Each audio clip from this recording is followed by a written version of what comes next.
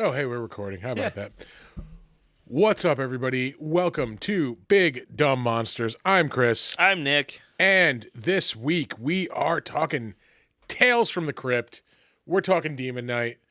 Fun movie. Fun horror movie. Ridiculously fun. Yeah.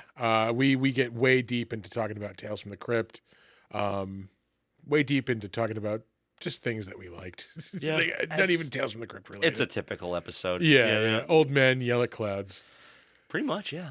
We praise the things we love. Yeah. But I hope you enjoy hearing us ramble and rant about Tales from the Crypt, Demon Night.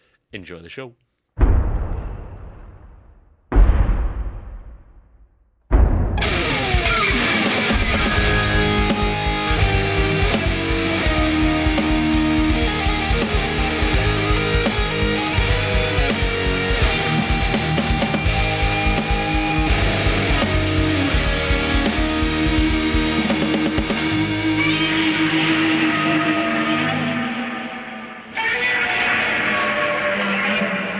Panic attack. It's fine. It's fine. We're all good. I can't look at it. We're here. It's Saturday night. We have watched a film. We have film. A film. Let me actually start that film. Yeah. That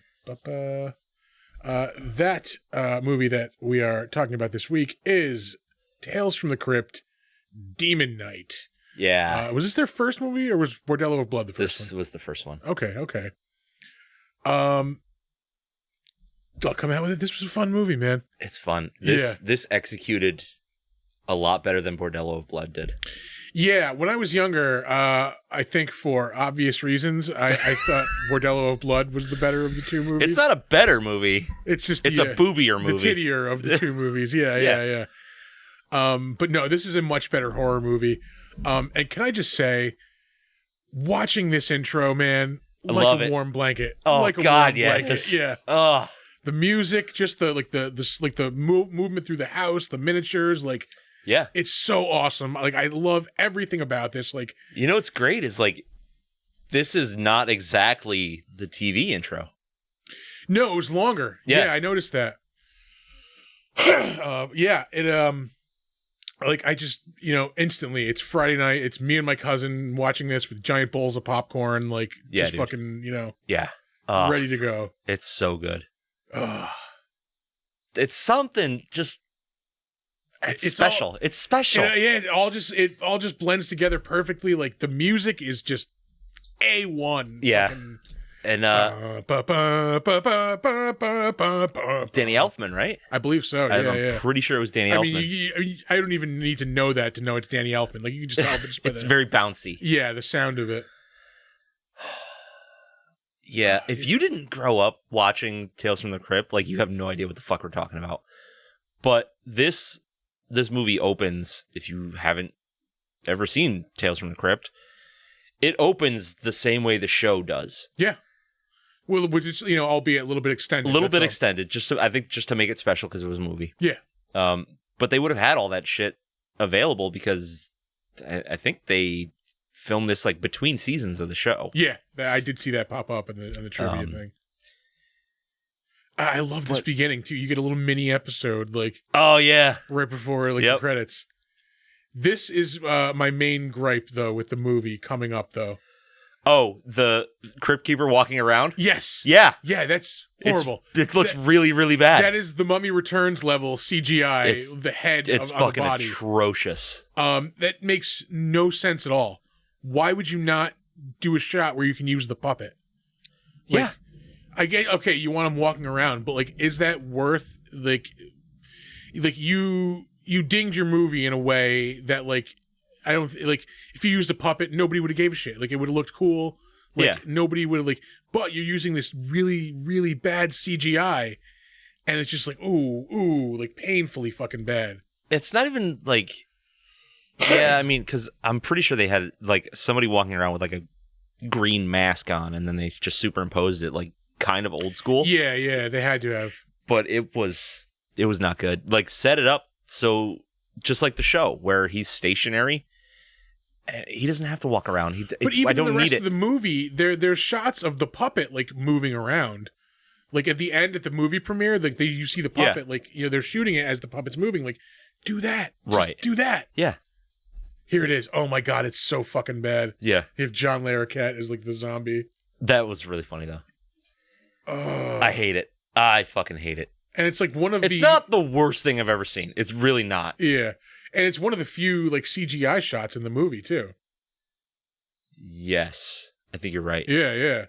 Because it's definitely the most notable. This CGI movie is shot. Mostly practical effects and like because that was Tales from the Crypt, man. Like, this is where like this is where like guys went to show off and shit. Like, they would either show off here or this is where they got started. Yeah, learning from the people that were trying to show off. Yeah.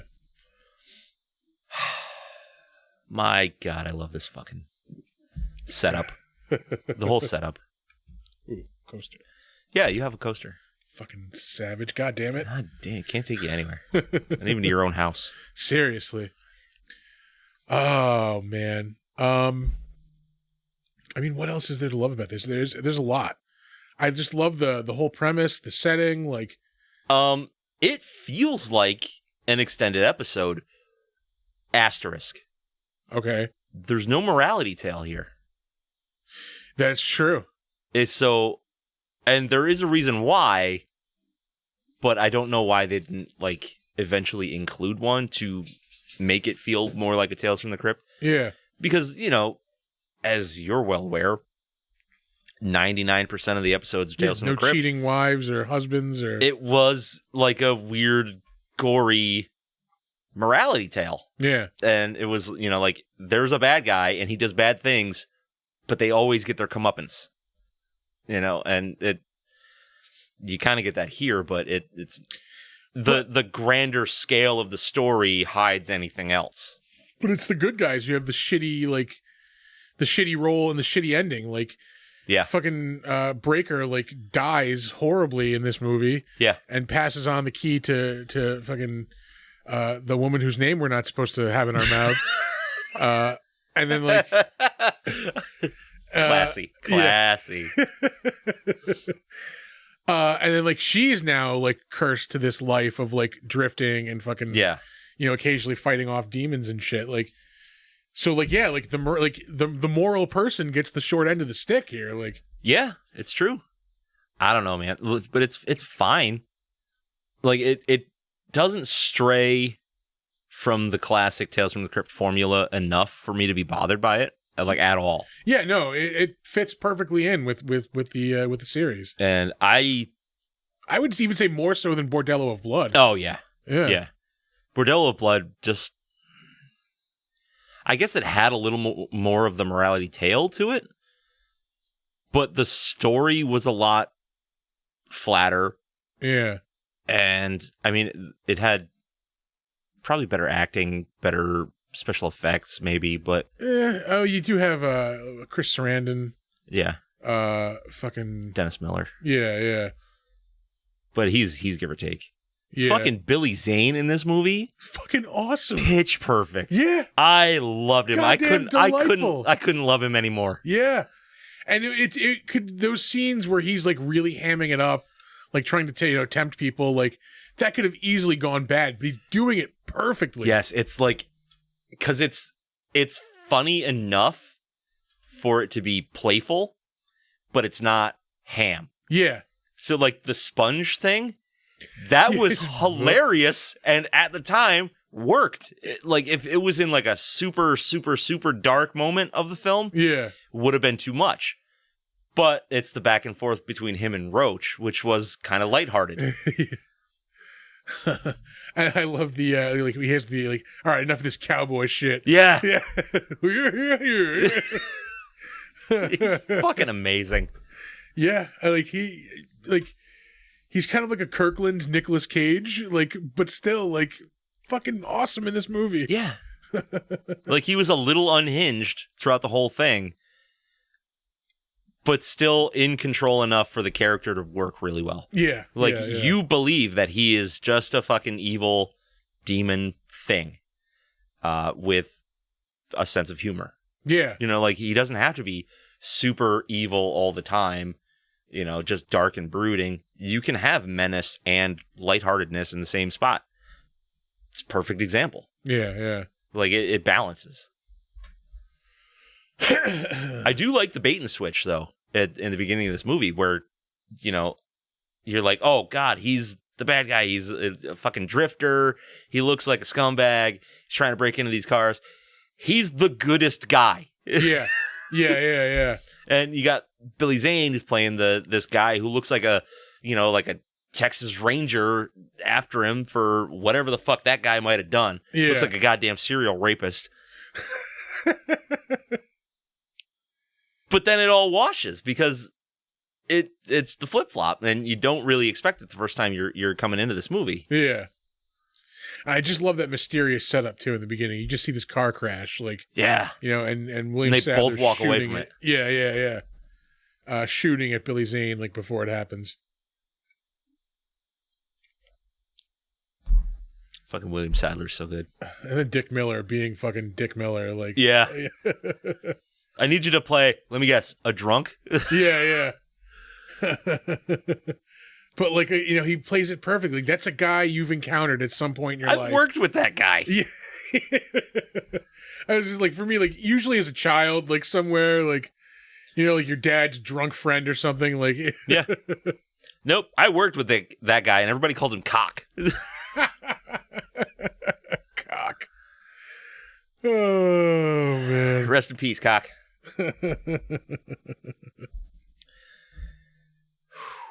Now I need to get a rooster sound effect. Mental note. Running out of buttons here, Chief. Yeah. Oh, I can keep making pages. Is there a page limit or no? I don't know. Well, we're going to find out. We're going to get there. See how many sound effects we can store on this. Oh, my God. Just wind up forgetting about half of them.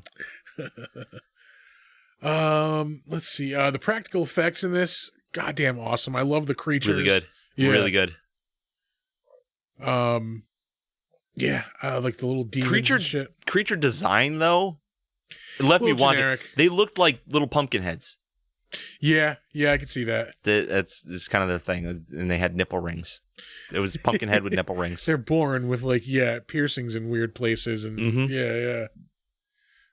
Wonder how many of them have cock rings that we just don't see. All of them? Maybe all of them, yeah. Probably all of them, yeah. And not just one either, like a they've whole got a ladder series. Yeah. What kind of cock piercing you have? What kind can you think of? Which one? Which cock? Yeah, even that one was too much for Donner. Yeah. Is that thunder? That is. It's raining like a motherfucker out. Oh, no shit. Well, Yeah. that means Donner's going to be barking and yelling. Sweet. As is per usual for the podcast. Yeah. Hopefully it'll be similar to last week where he was pretty calm and not when we had guests. Yeah, 2 weeks ago. Which was god-awful. I'm still learning to work around the new mic stands here. The right here I think is the beer spot. That's your beer spot? Yeah, because I have easy access. Uh-huh. Yeah. That'll do it. See, that's why I like... I got to go lefty, though. It's you know... Oh, no. Yeah. No, not for me. None for me, dog. I got the good side of the table for that, you know. Yeah. Oh, yeah. Your right hand's out. Yep. No, your left hand. Both of them. This is my left hand. Yeah. Because I do this and it's an L. Well, what's fucking me up is I have the stream deck here, so like right here. Oh shit. Oh, you just fucked it. This is where I would have like the beer would be like right here, but it's where I also have the sound effects. So yeah. Anyway, I guess you have to sacrifice back to the movie. The beer location for the high tech equipment location. Back to the movie. Like I don't love all the characters. I really don't. Yeah. What's his name? Roach. Like, nobody is, like, that fucking selfish and evil. Like, I'm going to fuck over the entire world. Yeah. Just so I can get out of here. Like, that's stupid. Yeah. Jada Pinkett, not good. Yeah. She, like we mentioned a couple weeks ago with, side effect, conversation, that fucking cool-ass, like, starburst chandelier looks so fucking retro, like, from the 50s. Like, Yeah. Yeah. a couple weeks ago when we were doing Megan, I was saying how like Allison Williams like rolled low for charisma. Yep. When she rolled her character sheet, like she did. I feel like Jada Pinkett-Smith also like really fucked up that charisma role. Yeah. Yeah. It's not good. I've never been a huge fan of her acting. Like she's good in things, but it depends on the project. Yeah, I mean, like we'll get to the better known as, but like I was going through her list, and like there's really like nothing too like great on. I mean, there's good movies, but there's nothing like, oh, that's a fucking classic. Like, nah. No, not really. Yeah. And like we're of the generation that would think any of her movies are classic. Yeah, like she was big in the 90s, like, in 2000s, and yeah. Yeah. I don't know. That's what I was doing in movies every week. She has somehow stayed relevant. Yeah. So there's that. We're at 24 minutes already. Oh, that's recording. We way before we. Yeah. No, we've been on the air for 16 minutes basically. Stop worrying about the time. Yeah. We have 4 minutes to fill. How do we fill 4 minutes? By talking about this goddamn movie. Yeah. Premise, really good. I like it. Yeah. I can't think of anything else that was quite like this. I mean, maybe there was something. I mean, was Prophecy kind of like this? I've never seen that. The one with Christopher Walken. Yeah. I heard the first one's good. I've never. Yeah. I've never seen any of them, either the first one or the sequels. They stole, I think, a little bit of this flavor in Dracula 2000, where like they made Dracula basically kind of he was basically Judas. He was Judas in the Bible. Yeah. And like, so you have like that biblical kind of flashback every now and again. Yeah. Like that kind of aspect. I did like that in this. A couple flashbacks. You get a little backstory. Yeah. Like you said, it wasn't something you've seen before. It was an original thing. Like, this guy has like, it's the blood of Christ. The blood of Jesus. Yeah. That's fucking sweet. Yeah. That's metal. It's not the original blood. Like, there's some of the blood of Jesus in there. It's been refilled over over the thousands of years. I think the kind of theme they were going for with that was like, yes, it originally had the blood of Christ in it, and then the next guy is like just as holy.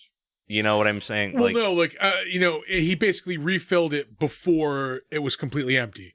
Yeah. So like, there's that guy's blood, and then there's the original blood, and like the next guy, like before it got completely empty, filled it. So like, right. Even though it's been refilled all these times, there's still like molecules of Christ's blood in there. Right. Yeah. But I don't think it would work with like anybody's blood. I don't think you could fill it with fucking Roach's blood and it would still have the same effect. I think it can only be filled with the person who's charged with the Demon Knight. Yeah. It's the Demon Knight's blood. Yeah. So I think that it's kind of alluding to the fact that like when you take on that job, now you are holy. Like, that kind of thing. Yeah. You're basically a paladin. Yeah, like someday your blood is going to fill this thing, and like, right. That's when the stars like line up on your hand. Yeah, because that means like you're going to find the next Demon Knight to take your place. Yeah. Yeah, this is a really original story, man. Yeah. Like, kudos to them on this one. Yep. What the hell's her name? CCH Pounder. Yeah. What a fucking name. Pounder. Glenn Howerton. There's an episode of It's Always Sunny in Philadelphia where like he mentions like he brings her up, CCH Pounder, and then like I forget how, but like do an impression of her, and he does a fucking pitch perfect impression of CCH Pounder. What? We should look it up on YouTube after this. It is perfect. Yeah. Okay. Vic, we don't work for the goddamn DEA. Like, it's perfect. Yeah. What was the show she was on forever? Shield. The Shield. Yeah. Where she had like bright red cornrows. I think was that the whole fucking thing. That was a weird show. Like that was the first of the like prestige really TV adult fucking dramas. Yeah. Thanks, FX.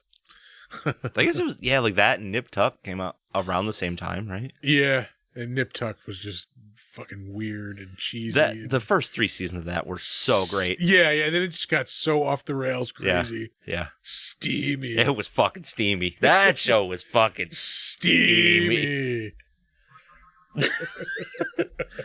I'm gonna turn the speakers back up. I forgot. Oh yeah. Oh Jesus Christ. Much better. What else is there to say about this? I mean, yeah, like I said, good story, decent acting. Like the people that are good overshadow the people that are not good. That first club disappeared really quickly. They'll do that. Yeah, they will do that. But yeah, no, I totally agree. Like, there's some good acting in this movie. Yeah. I really miss Tales from the Crypt. We need a show like this so badly. We do, and we're not getting it in any other format. Like we had Crypt show, which I watched the first season of. It's not that great. Yeah, it was okay. I liked it, but just not enough to keep going back for more. Yeah. So I don't know. This was just I think the half-hour format was key because it's quick. It has a much Creep show is hour-long segments, which can go on I don't know, a bit too long. I think. I think that perfect just half hour had a little bit of humor, a lot of gore. Each episode was an hour long, right? And was it 2 half hour? It was 2 15 minutes. No. They showed 2 episodes, but they were 2 half-hour episodes on a Friday night. No, well, it wasn't 2 episodes. It was two segments of 1 episode. No. It was one per show. Are you sure, dude? I'm dead sure on that. Yeah. Okay. Yeah, no. Sometimes they would do 2 episodes on a Friday night. But it would be I could have swore it was two stories in 1 episode. No. God damn. Yeah. Huh. Well, I wonder what I've done to damage those brain cells. Yeah. Huh. What could it be? It's crazy. Yeah. Craziness. We've discovered that we can magnetically stick the bottle opener to our new mic stands. Yeah, so we're not going to lose it in the table mat anymore. Yeah. Surly Duff is always right where we need him. As he always is. Thanks. I actually have a little miniature Surly Duff figure I should bring out here. Put him right there. Yeah. We have to put something here. Yeah, we definitely need something in the foreground. We can put a graphic up or something. We could. Yeah. Oh, Michelle's going to come over and watch live. You're banging on the door in a moment. Fine, come over. Whatever. Yeah, Tales from the Crypt was awesome. We need something like that. It was the best. Fun and just, yeah. What made it so good is that it never took itself that serious. Yeah. There was always were times something. It did serious stuff, but the show was outlandish. Yeah. I don't know. I miss it. I miss it so much, and I wish HBO would get all the rights back to it. Yeah, get your shit together. Get it streaming. Do something with it. Damn it. I don't. Do you realize how much subscription influx they would have if they said, "Hey guys, we got it back"? Yeah, we got Tales from the Crypt back. All the horror nuts would be onto fucking HBO Max. Yeah, like that. Yeah, and I'm not even saying make new. No, just put the old ones. Put the old ones on. Yeah, that'll get everybody involved.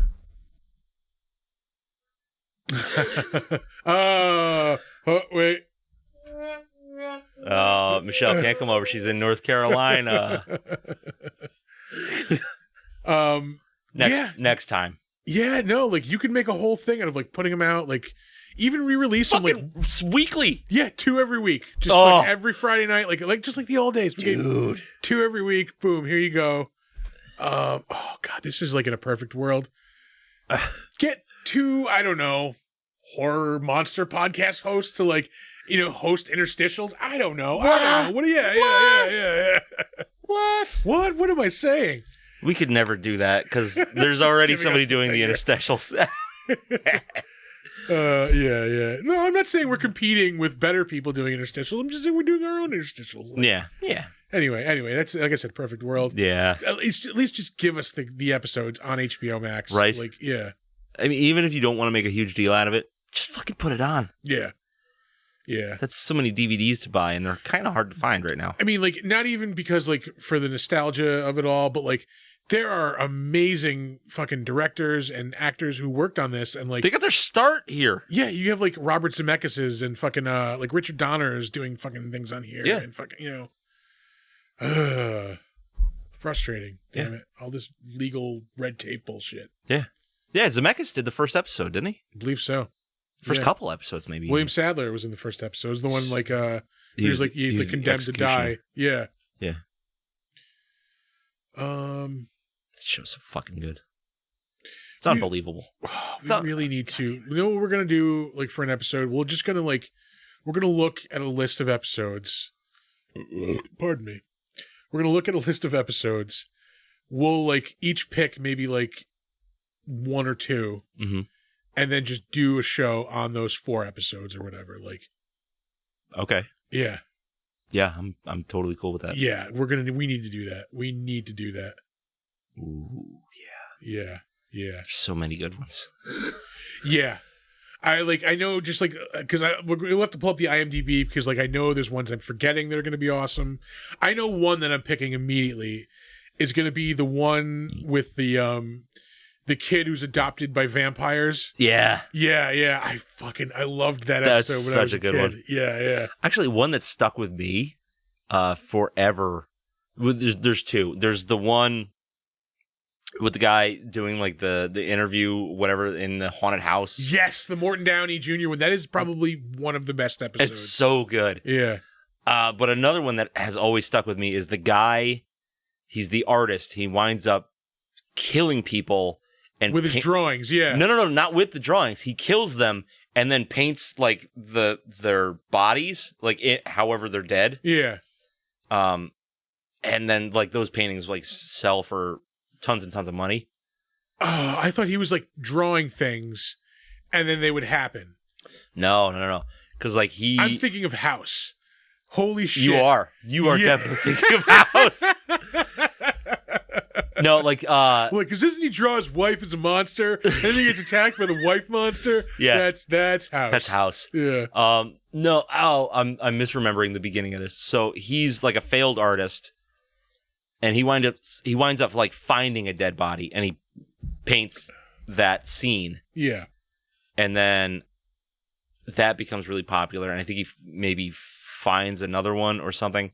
But he winds up killing people and then painting that, and like he winds up painting one of them with the person's blood and stuff. All right. And then he gets caught. There was also the one that always stuck with me was with John Lovitz, I believe. Is he the guy? I think he's the guy doing the audition. He goes to like this audition, and he thinks it's for Hamlet. Yeah. And like it's like real competitive, and then like I think it's to be the Skull, isn't it? Yeah, he ends up killing somebody, like one of the other like actors. Yeah. And then like he's in the costume thing at the end. He's getting ready because he wins the role because he kills the guy. Yeah, it's to be Yorick. And he pulls the character card out and it says Yorick. And he's like Yorick, and then like I forget what happens, but the end of the play, it's fucking the guy holding the skull. Like it's got the eye in it, like it's all freshly like thing. Yep. And you find out it's being like put on by like escaped mental patients. Like it's so awesome. Oh, there was another good one. It was it was like a trial. But it wound up being like purgatory. Really? Yeah. Oh, I don't know if I remember that one. It was weird. Oh, yeah. All right. We're definitely doing this. Yeah. We're definitely doing this. That's a thing we can do. Yeah. You ready to throw down ratings on this? Oh, yeah. We can definitely throw some ratings on this. All right. I'll start. As much as we love it, and it is a fun-ass movie, which, like we were talking about before, I think it was last week, we just want movies to be fun again. Yeah, exactly. This is primetime fun movie. Yeah, absolutely. It's not the greatest movie, but it's a fucking fun watch. So I gotta go 7.5 on this. No shit. Just for my personal enjoyment. Yeah. Like critically it is much lower. It's critically like a 5.5. Yeah, it's a low budget horror movie. Like it's nothing like, I think the story is really good. Like I said, we talked about the originality of the story. That's a really good, I think, really, really strong aspect of this movie. Yeah. So you can give it like good, critical aspect rating on that. But yeah, I mean, like it's nothing any critic is going to go crazy over.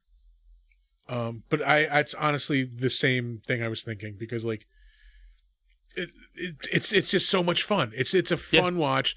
It was perfect watching it today. I watched it Saturday morning, but like Saturday afternoon, man. Yep. This is your thing. Perfect. That was cool ass fucking, like, looks like it's something from Fallout. That cool ass fucking chandelier. Yeah, it really does. But yeah, 7.5 fucking all day, man. Like, just a fucking fun watch. 90 minutes, like, you're in, you're out. Perfect. Yeah. I can't rave about this movie enough. And it sounds hokey because like I love it. 7.5. But like, it's with realistic, it's, interpretation of what's fun, going on here. But I'm not like, this isn't going to be like in my, top tier of horror. No, never. Yeah, no. It's utility grade horror. Like, it's great utility grade horror. Yeah, this is, now that I've gone back to it, because I haven't seen this in forever. This might get pulled out, once a year. Yeah, maybe. Yeah. I think more than that would be excessive. Too much. It would be excessive.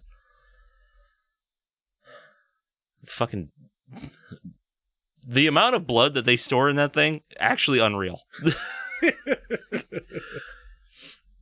It's like an everlasting gobstopper of blood.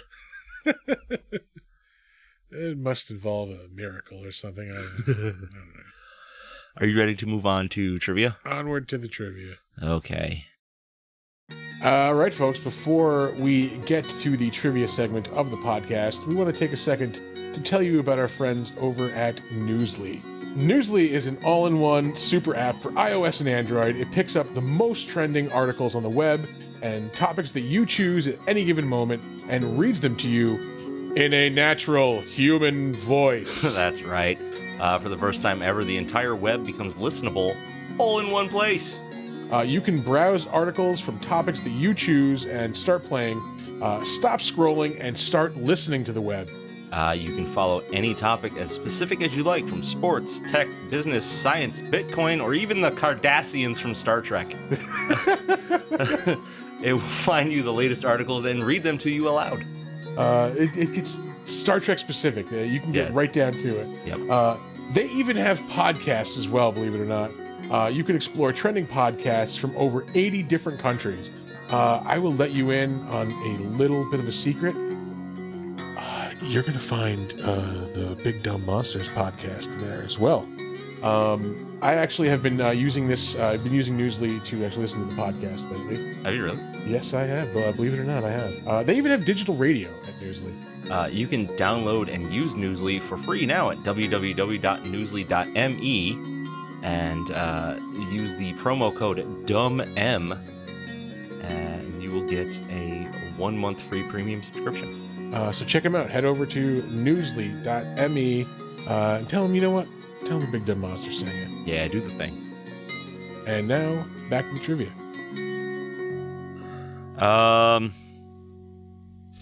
Let's see. The studio originally wanted Cameron Diaz for the role of Jerry Lynn, but director Ernest Dickerson convinced the producers to cast Jada Pinkett instead. Can't believe I'm going to say this. That's the better choice, I believe. I can't see Cameron Diaz in this role. Yeah, no. I mean, she had higher star power, but who cares? Yeah, I also don't see her like being kind of like a handy woman either. Like, no, yeah, no, or a badass. Yeah, I mean, like, she was kind of shaky as a badass anyway, but yeah, it is what it is. Birds had nested in the rafters of the set, which caused audio problems. So before each take, the crew would shoot off a blank gunshot to startle and quiet the animals. How do I get that job? Right? Be the bird scaring guy. Get the gun. I'm the gun man. I'd walk in and do a different monologue every time. Like, fucking... Andy Bird don't want to get killed. You better clear on about the back. Say hello to my little friend. Ridiculous. Pardon me whilst I open this beer. And pardon me while I drink this beer. Yeah. Surly Duff. Oh, man. As much as I love Surly Duff, I believe we have to get a more thematically appropriate bottle opener. Love you, Surly Duff, but we'll see. Anyway. Let's see here. Demon Knight was a script that had been circulating in Hollywood for a number of years, although it wasn't adapted from EC Comics and lacked the standard morality play. The producers decided it had the right mixture of horror and humor to be produced as a Tales from the Crypt spin-off movie. I could see that. Yeah. Yeah. So that's why you don't get The morality tale, because it never intended to have one. Yeah. Which is kind of weird that they didn't, twist it around a little bit, unless they just liked the script that much. Yeah, it works that as it is. And the tone is really perfect for Tales from the Crypt. It really is. It is a good mix. Where it's not hokey. Yeah. It's, tension and release kind of thing. Let's see. Don't have a shit ton of trivia here, but 1, 2, 3, 4 more. All right. The green slime that was used for the blood of the demons was taken from glow sticks, which the FX crew disassembled. Which, all right. I mean, sounds real toxic. Yeah, probably. Probably not super safe to have all in your eyes and mouth. I guess. I'm no chemist, but it just seems a little sketchy to me. Yeah. One of the protagonists, Wally Enfield, is a recently fired postal worker. The remaining protagonists find a large collection of guns in his home, realizing that Enfield intended to attack the post office. This is likely a reference to several real-life killing sprees perpetrated by maniacal postal workers from the late 80s onward. Do you remember that? Oh, yeah. When that's the phrase "going postal." Yeah. Have we ever watched Beast of Blood? I don't think I have. I am not sure. I will look that up. Yeah, I'm not familiar. But yeah, no, that's how we got that phrase, "going postal." Yeah, it was just a weird time. Postal workers were just going nuts, flipping the fuck out, and shooting up the fucking place. Yeah. I mean, I get it. You're in this position where, you're facing this endless onslaught of just, there's never a day when you're well, got nothing to do today, I'm just going to slack off. No, there's always going to be, a mountain of shit to do and, people watching over your shoulder at every minute. Right, but what's crazy... drive people crazy. But what's really fucking crazy is, it didn't happen... I'm going to have to fucking get rid of this. It's really You don't need fucking, it. Yeah, you don't need it. Yeah. I'm going to go cross-eyed. It's I'm trying to look at you and it's, right in the way. Yeah. That's why I got rid of mine. Yeah. I've tried. Anyway. You didn't have that, before the 80s, and you really didn't have it after the 90s. Yeah. It was just this fucking 20 years of mania. Yeah, and it just went away. Yeah. Now it's, now it's all people going all types of people going crazy and shooting the place up. Yeah, it's fucking awesome. Yeah. Oh, that's a different podcast. Yeah, they handle that over on, damn it, I couldn't think of a good joke in time. I'm sorry. Yeah. I'm sorry. I don't think they do. Yeah. Doesn't matter what you said. They don't handle it there. Yeah, no. After the story proper has ended, the camera pans downward through the earth into the Crypt Keeper's home for the closing shenanigans. As it passes through the earth, you can see a skeleton hand with a bunch of keys connected to it with a name tag that reads Hoffa. A reference to Jimmy Hoffa for all you non-old people out there.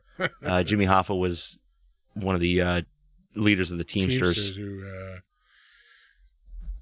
took a sudden, unexpected vacation. He went on vacation. Yeah. He became a lump in the ground somewhere. Yeah, the end zone of Giant Stadium, according to legend. Was it Giant Stadium or Jets? No, it's the same stadium. Is it the same? Yeah, Is it really? Yeah. God damn it. The Meadowlands. But they found out that wasn't true when they demolished the place. Mythbusters did a thing on that, didn't they? I think you're right about that. I think you were right about that. I'm pretty sure. Yeah. Because I think they x-rayed the ground there. Yeah. Fucking Jimmy Hoffa. He wound up in a fucking garbage dump somewhere. Yeah. Or in several garbage dumps. Probably several. Yeah. And this is our last IMDb trivia fact. The script first turned up to Tom Holland, who intended to shoot the movie as a follow-up to Child's Play, but was dropped when Holland decided to make Fatal Beauty instead. It later turned up with Mark Carducci, who passed it on to Mary Lambert. And after that, the script ended up at Full Moon Entertainment, but was dropped from their roster due to budgetary constraints. It eventually wound up on the desk of Joel Silver, who greenlit the film as a Tales from the Crypt movie. All right. So this sumbitch has been around. Yeah. Man, do you remember when Full Moon was putting out good movies? Actually, they went under, didn't they? Or did they get bought out? What did they put out? Full Moon? Yeah. Oh, Jesus Christ. I'm not familiar off the top of my head. I know I've seen the name. Yeah. Wasn't there like logo like a castle? Like, no, I'm thinking of something. You might be thinking, what the hell am I hearing in my headphones? Yeah. Odd. Maybe the hard drive? It's too. I don't know. I think that would do it. I don't know. That was weird. Yeah. Anyway. Crazy. I don't like that noise. Yeah. Full Moon Studios. Puppet Master. Oh, okay. Yeah. Oh, Prehysteria? Come on. Oh, they are still. The kid from Last Action Hero in that movie, I believe. It might have been. Oh, yeah. They are still around because they're the ones that do like the fucking Evil Bong and Ginger Dead Man movies. Yeah. Evil Bong versus Ginger Dead Man. Yep. Yeah. Oh man, those first couple Puppet Master movies were awesome. Oh, Subspecies they did. Hey, were we supposed to do Evil Bong for 420? Yeah, maybe. It's still on the board for next time, I guess. Yeah. That'll be next year. Yeah. But yeah, that's it for trivia. I mean, there were a couple other things, but they were like bullshit. Yeah, probably nothing too much. It wasn't interesting. We will move on to the better known as segment.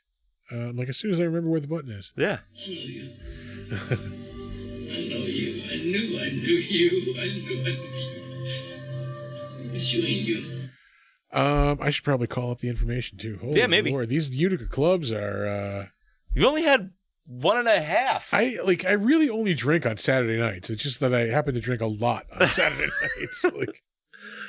There we go. We will start off with director, of course, Ernest Dickerson. This dude's directed some stuff, man. He's been around for a while. He's basically like a TV director. Mainly right now, but he's done a lot of TV. Bosch Legacy. He did 3 episodes of DMZ, which was an HBO Max miniseries. I watched like the first episode, and I just could not get into it. Oh, I dug it. I thought it was good. I loved the comic. Yeah, loved I never read the comic. Oh my god, yeah, that comic is so good. All right. He did 3 episodes of that. He did 2 episodes of Raised by Wolves, which I haven't watched. Like I was kind of interested in. I watched the first season. Yeah, was it good? It's all right. Yeah, it's definitely not bad. I have heard people talking up Station 11 like so fucking hard. I don't even know what that is. It was another like HBO like series that came out kind of around the same time as Raised by Wolves. Yeah. It's also like post-apocalyptic. People compare it to like Last of Us almost. There's no zombies or anything. Okay. Tried watching it. Didn't dig it. Nothing doing, huh? Yeah, no, wasn't all that moved by it. Yeah. Anyway, he also did a couple of. He did 12 episodes of regular flavor Bosch. I like their cordless tools. Thank you. I won't be here all week. He did 2 episodes of the Purge TV series. He did an episode of House of Cards, Man in the High Castle, I'm Dying Up Here. So he's an HBO motherfucker. He's all over Prestige TV. The Deuce. Is that the Hunters on Amazon? It is not. I don't know what this is. Okay. That's anyway, weird. Yeah. Let's see what else. He did 11 episodes of The Walking Dead, 1 episode of Under the Dome, an episode of Once Upon a Time, Revolution. For the life of me, I will never understand why they did 1 season of Under the Dome with all the trimmings for the trailers and like this is coming, and then when they did the 2nd season, it was just on. Yeah. Like there was no warning. Yeah, I think they were just like done with it and like, yeah, here you go, fuckers, just finish it. Like, yeah. Anyway, where are we? Revolution did 6 episodes of Treme, an episode of Sleepy Hollow, 9 episodes of Dexter. So again, like all over like your cable, Prestige TV. He did an episode of The Cape. We have mentioned this before. Notoriously shitty fucking superhero show on NBC. They were trying to cash in on heroes. Yep. It is ridiculous. Like it is so enjoyably bad. Really? Yeah, like I don't even think you can get it anymore because it's so horrible. But Keith David is like one of the characters. He like leads this like circus of crime. His name's Max Malini. Oh God. Really? Yeah. Because Keith David looks Italian. Yeah. Michelle said Under the Dome also pissed her off. Where are we? The Vampire Diaries, Stargate Universe, Burn Notice. I liked a lot of Burn Notice. I know a lot of people that watched it. I never watched it though. I know Bruce Campbell was in it for a while. I mean, it really started to fall apart in the last few seasons. Okay. But oh my God, it was just like it was fun. That was a fun ass TV show for a long time. He did an episode of Law and Order. Did 6 episodes of The Wire. Shit, yeah. 2 episodes of Weeds. 3 episodes of ER. He had an episode of Masters of Horror. Oh no shit. Yeah, good for him. An episode of Heroes. So again, just this dude is fucking killing TV. CSI Miami, Criminal Minds. This can't be what got him an episode of Masters of Horror, right? It might have been. Really? We'll get there. We're cutting through his it certainly wasn't the L Word, which he directed an episode. No. Hi buddy. Yeah, leave that alone, pal.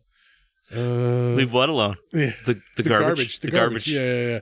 Oh, he also directed Bones. Oh, that could be it, actually. Not gonna lie.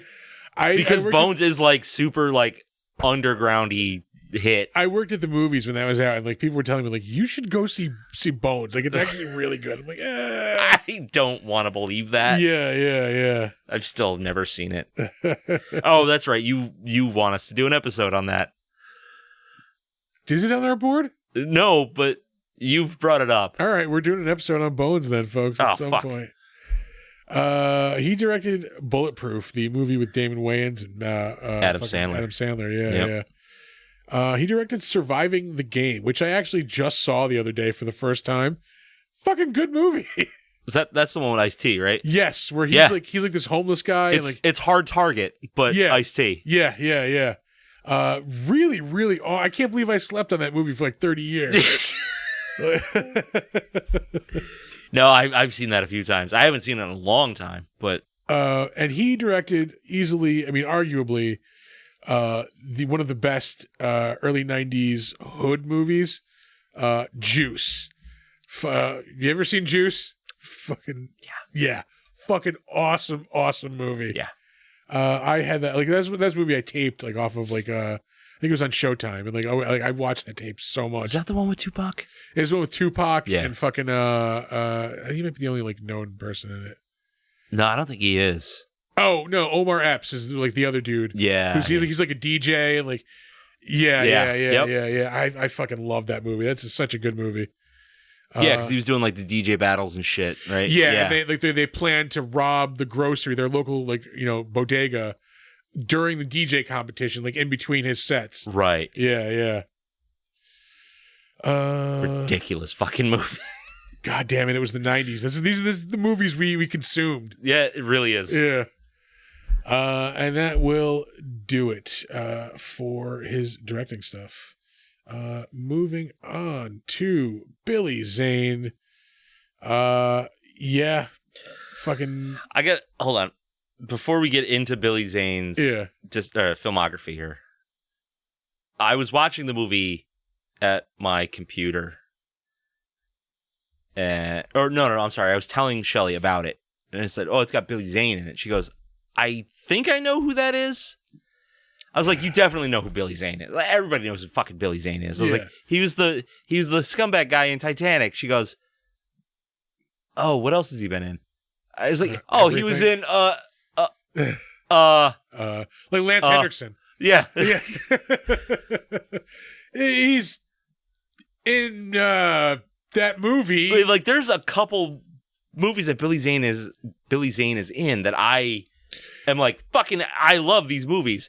Nothing that she knows. Tombstone. Fucking Tombstone. Yeah. Phantom. Yeah. Sniper. Holy shit. Yeah. I guess the problem is that he's never like the leading guy.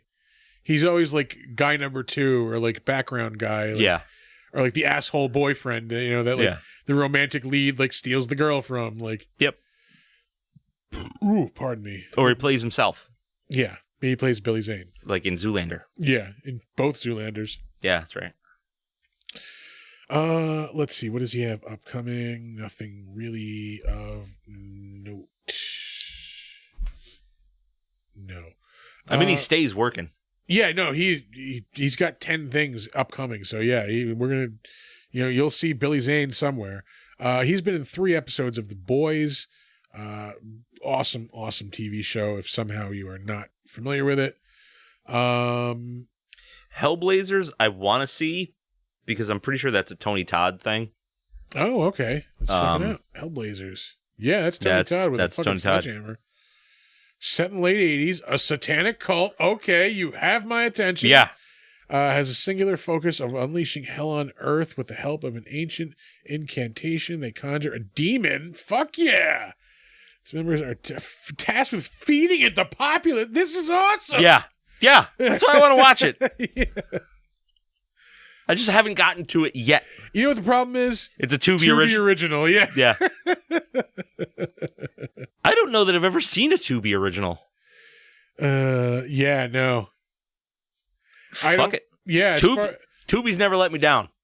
As far as I know, Tubi is a place where you watch low-budget horror movies. I don't think I've ever watched anything other than that on Tubi. That's pretty much it. Yeah. Anything more mainstream you can find elsewhere with no commercials. He was in 8 episodes of that MacGruber revival series from 2021. That's not a revival. Yeah, it's their, it's a revival, the movie. Spinoff of the movie, I guess. Yeah, whatever. What else? I don't know, but I can tell you that I hate MacGruber.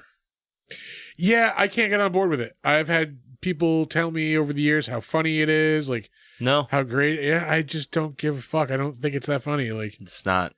It's bad. And like to be fair, I've never like sat down and watched the movie or like anything like that. But like, but it was an SNL skit. Yeah, I've seen the skits and I didn't think they were that funny. The skits sucked. I saw some of the movie and it sucked. And like, well, but the movie's dirty. Like, but is the premise that good? I don't care. Yeah. I don't give a fuck. I don't give a shit. MacGyver is ridiculous enough on its own that if I want ridiculous, I'll watch MacGyver. Yeah.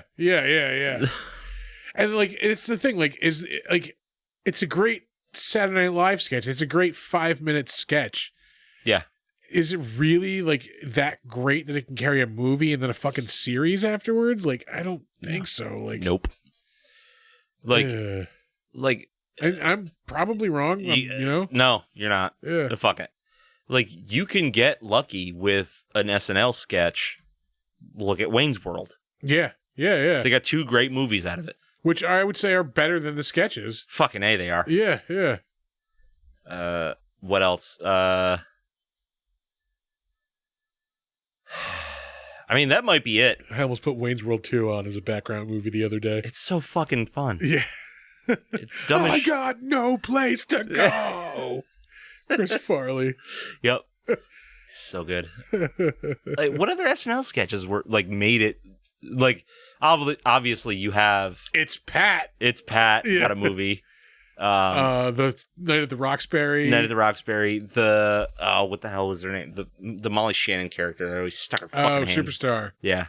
I never liked that either. I never thought I hated that whole fucking era of Saturday Night Live. Yeah, I thought Will Ferrell was funny, but that's about it. Ladies Man was not good. There's some stuff on there I laughed at. Yeah, but would you call it a good movie? No, I wouldn't spawn a movie. No. Yeah. Stuart Saves His Family. It was Al Franken, Stuart Smalley character. I don't remember that. I'm good enough. I'm wonderful. And oh, gosh darn it, shit. people like me. Yeah. Holy Christ. There's been some shit Saturday Night Live movies, man. Yeah. I know we're forgetting some. Fucking Blues Brothers. That doesn't count as That's shit. God tier. Yeah. That's the exception. That is a fucking classic. Orange Whip. Three orange whips. Fucking yeah. I'm gonna say it. I like Blues Brothers 2000. I like it. Never seen it. Don't wanna. It's fine. Don't wanna. It's fine. I'm good with one. Yeah. Hey, Illinois Nazis. Fucking A. Where were we? We're talking about the Blues Brothers. Is where we were. Oh yeah. The women. How much for the women? Your wife, your daughter, sell them to me. All right, we're moving. Let's get back to the show. Yeah, reeling it back in. We were talking about Billy Zane, of course.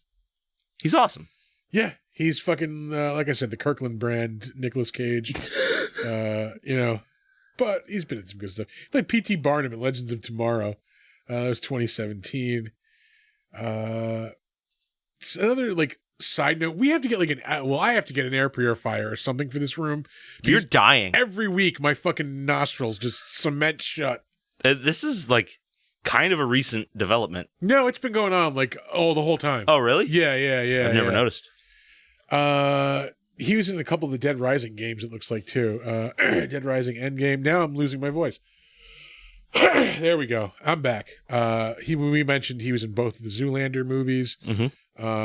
He was in an episode of Community, which I loved that show. And that's a very divisive show. Never seen a single episode. Oh, there's some fucking great fucking... I hear their D&D episode is legendary. Yeah. Let's see. We are still going through... We're only at 2014. Yeah, the man works. Yeah. UCB Comedy Originals. He was Mr. Rock and Roll in the Avril Lavigne Rock and Roll video. Oh. Sure, that was great. Yeah, about that. He was in the Scorpion King 3. That's 3. Fucking sad. Yeah. Billy. That is a paycheck movie. He's been in a shitload of the sniper movies. That's like the third one we've gone past. Yeah. And we're only on 2011. Yeah. And that shit came out in 1990. The first one, anyway. Yeah. I fucking love that movie. Yeah, that is a classic movie. Tom Berenger at his fucking finest. He is a frightening man. I recently told that story on the show. Yep. It's the only thing that would make him scarier is if he always had that platoon scar on his face. Yeah. He acts like he fucking does. Dude, the man literally appeared next to me. He just materialized. I turned holy shit, it's Tom Berenger. Call me the bear. Yeah. It's 2 a.m. and Tom Berenger is fucking just frightening. Magically appeared. Yeah, I'm drunk and frightened and kind of impressed. Still scrolling through Billy Zane's IMDb. Yeah. Blood Rain. Yeah, he was in Blood Rain in 2005. I imagine, I don't know his lifestyle per se, But I imagine that he has a lot of money, judging by just the sheer amount of credits that he has. Yeah. Let's see. Oh, he did voice work for Kingdom Hearts. He's done a lot of voice work over the years. I think he's done like a lot of DC stuff too. He was in the Marilyn Manson The Dope Show video. It's the only Marilyn Manson album I enjoyed. Was Mechanical Animals. Really? Yeah. It's one of my least favorites. Yeah. Weird. Yeah. I thought it was awesome.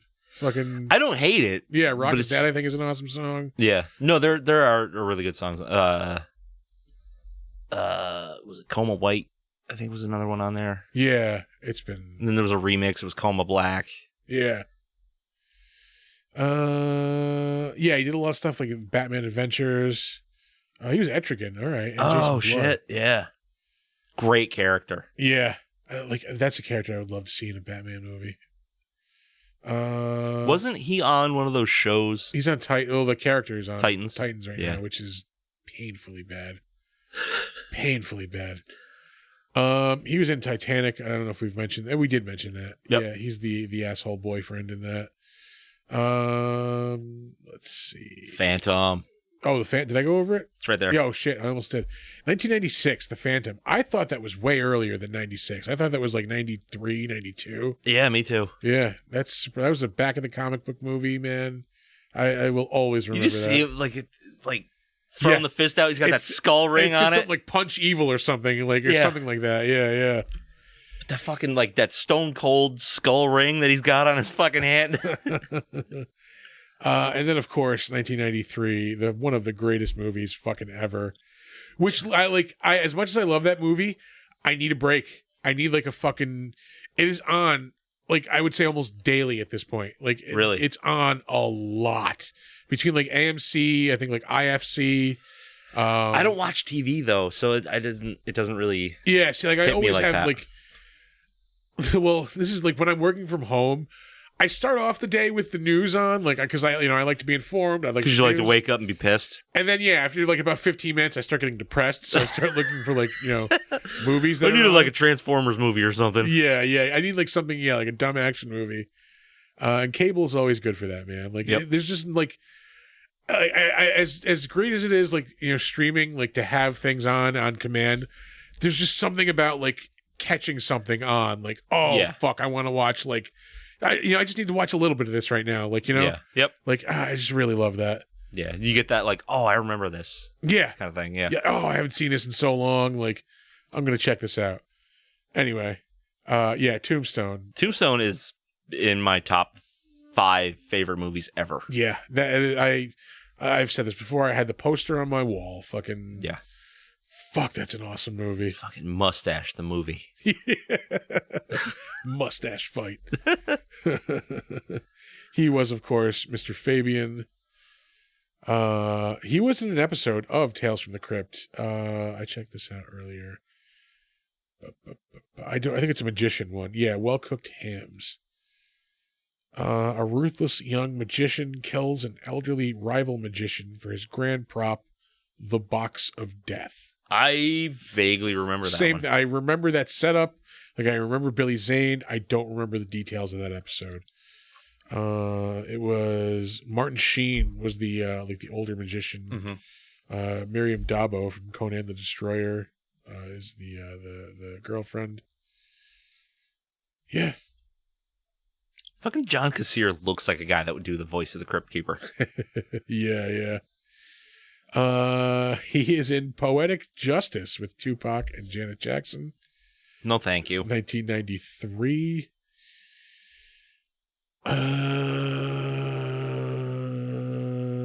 This is Sniper was 93. Holy shit. Complete side note. 1993 when that movie came out, I was 14. I was working at a summer job. I don't know how I ended up in this. Like me, like, well, I know how I ended up. My last name ends in EZ. Yeah. Fucking, but I'm from like the suburbiest of suburb places. Ended up in this like job program for urban kids. And like, and it was me and like a bunch of kids from like Schenectady jammed into like this like like classroom kind of thing across from the Price Chopper on Eastern Parkway. And they taught us about working in like Price Chopper. Yeah, and like that movie was very big at the time. Yeah. That's fucking stupid. Yeah. I got to like one of the things that I got to like work security for a day at the Eastern Parkway Price Chopper, and like there are fucking walkways above the fucking aisles and shit. Oh, you yeah. can like look down at people. Yeah. It's like casino. Yeah, no shit. Ugh. That's fucking rowdy. Yeah. Oh, I'm going in on the shandy. Yep. Ran into a little trouble in the shandy last week. It started off like good, and then it just like, I think. Ooh, fuck. Just fucking break your fingernail off. All right. I have a, we're getting really, really off the rails here. Like, I have like trigger finger. So like, it's really like stiff sometimes, and it was kind of stiff. So I was trying to from open years of doing that, isn't it? Yeah. And like, I was trying to use my middle finger to open it, and it didn't go well. I used to use my teeth. Ooh. Like, this was, holy Christ, 20 fucking some odd years, 23 years ago. This is when we were all in college. There was Back this in your chick. early 30s. Yeah, her name was Season, and like you like blonde, like you know, college chick, like, you know, drop dead gorgeous, would always open beer with her teeth. Yeah, just, like, oh my god, yeah. I won't do a bottle, but I would do a can. Yeah, no, she would open bottles with her fucking teeth.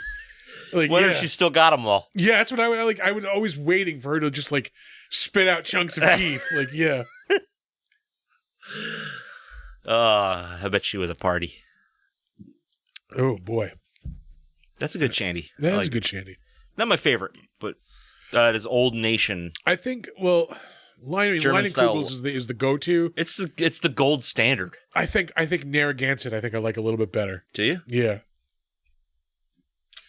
Anyway, we are still on Billy Zane. Jesus Christ. Sniper was 1993 for the record. He was also in Posse in 1993. That was the like a black western with like Mario Van Peebles. I forget who the hell else is in that. I don't know. Now I need to click on it. Stephen Baldwin. Famed black actor Stephen Baldwin. Stephen J. Cannell. He's the guy who wrote like every TV show in the 80s. Really? Yeah. Blair Underwood. Pam Grier, yeah. Isaac Hayes. Anyway. God damn. Back to Billy Zane, who's never-ending IMDb, just goes on and on. He's in Memphis Belle in 1990. I've talked about that before. That's a really, really good movie. Twin Peaks. I think that must have been season 2. Yeah, he was in 5 Yeah, episodes. if that was in 91, that had to have been. Twin Peaks. Where are we? Dead Calm, 1989. 1988.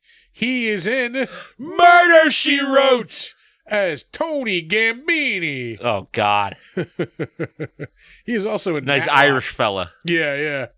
From the south of Ireland. He was in Matlock also in 1987. So he is assisting or probably committing, old people's that are, holy fuck. Committing murders that old people are solving is what I was trying to say.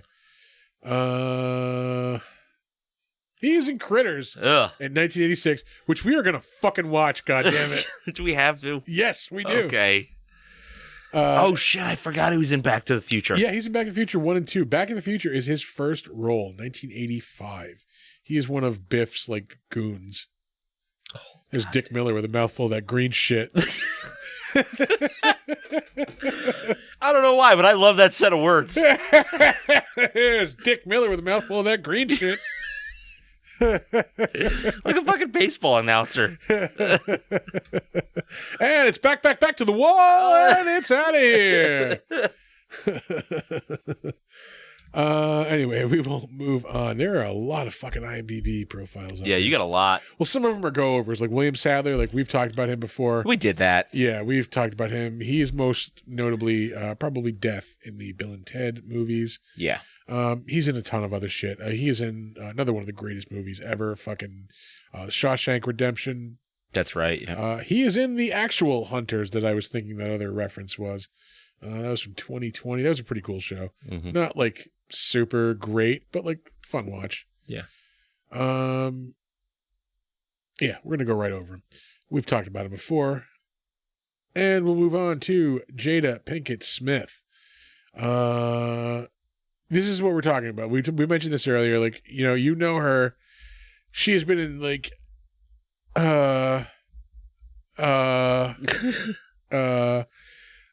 Boomerang?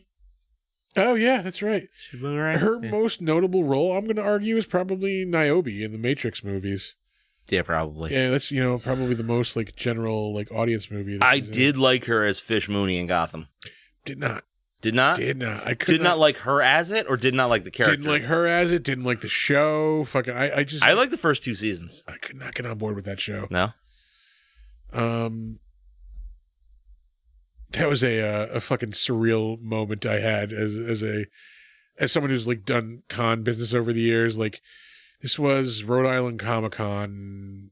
Shit, this is 2017, maybe 2016. Yeah, like, it was a while ago.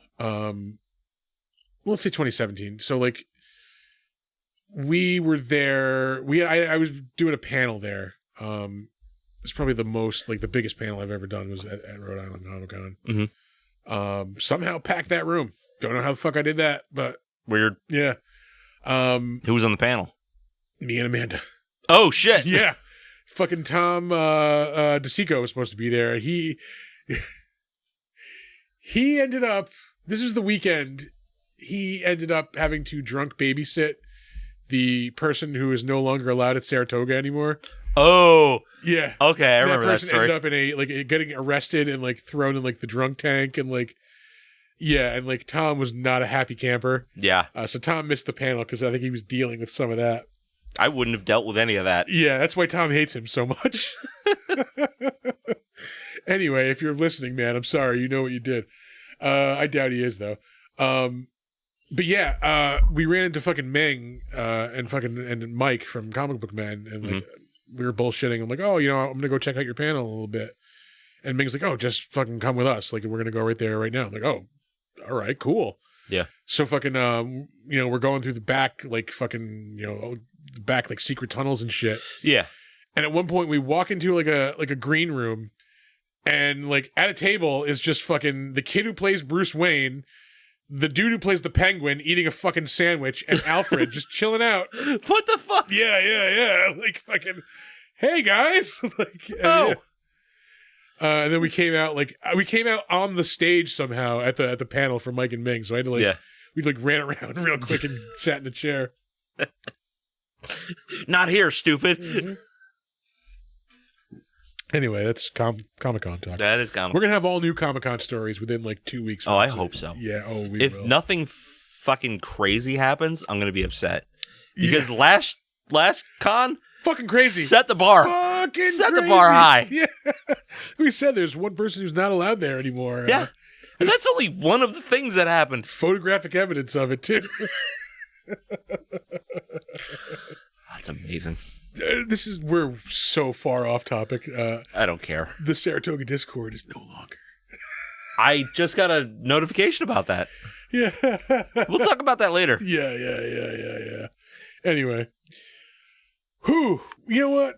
Oh, no. I thought we were still on Billy Zane. Jesus Christ. No. Jada Pinkett-Smith. Yeah. Jada Pinkett-Smith. She was an Angel Has Fallen. I watched the first one of those movies.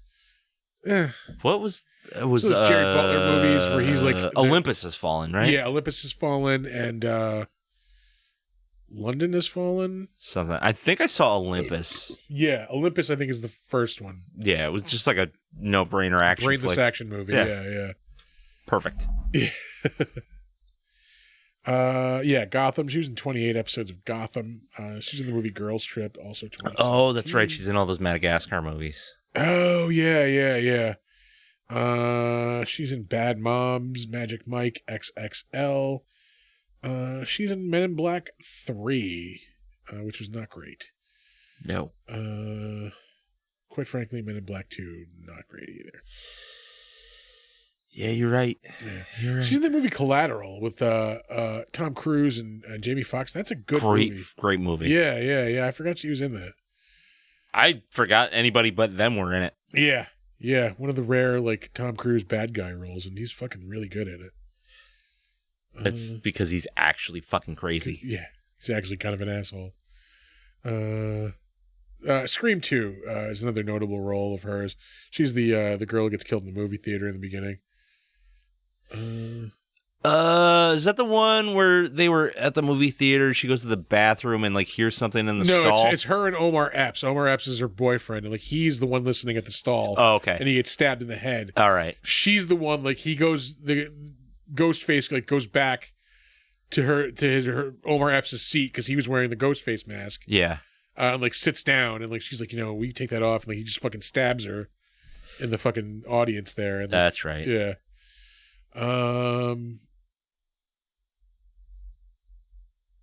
She was in a different world. Oh, she was in a Tupac show. video. I wonder what happened after that. I wonder if they ever saw each other after that music video. Probably. They used to fuck a lot. Yeah. They dated. Okay. Anyway, she was in 47 episodes of A Different World. She was in Menace to Society, another one of those early 90s like hood movies. Mm-hmm. She was in Original Flavor, 21 Jump Street, Doogie Howser.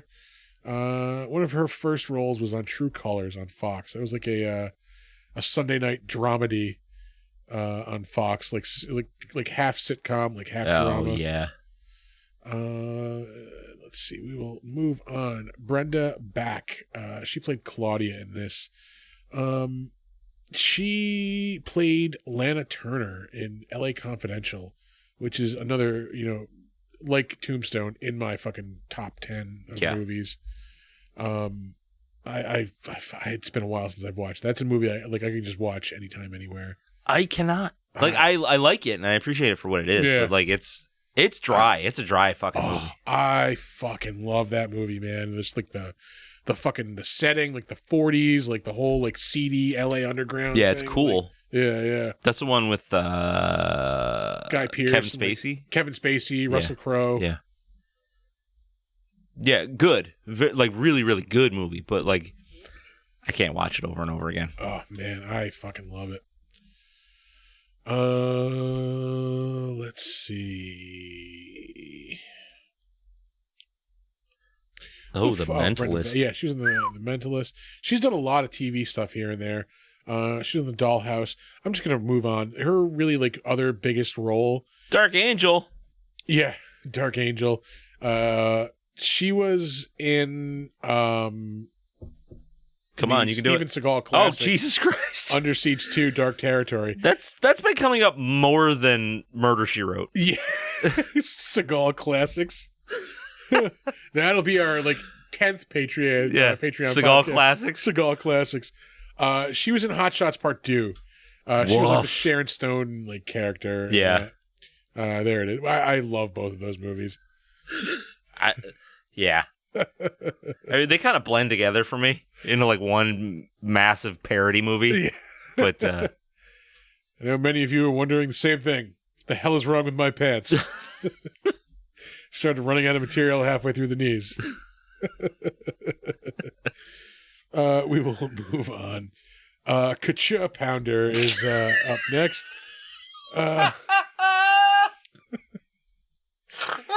She is in a lot of stuff. Like she, again, like never really the main person, but somebody you've like seen on the side here and there. She is in the upcoming Avatar sequels. Although not in the third one. That's weird. All right. Well, whatever. She was just most recently in Avatar: The Way of Water. She's been in The Good Fight, NCIS New Orleans. She was in King of the Monsters, Godzilla movie, which hell yeah, is fucking awesome.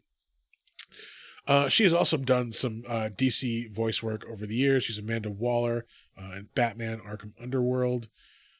She's did a voice on Archer. She was in 14 episodes of Sons of Anarchy.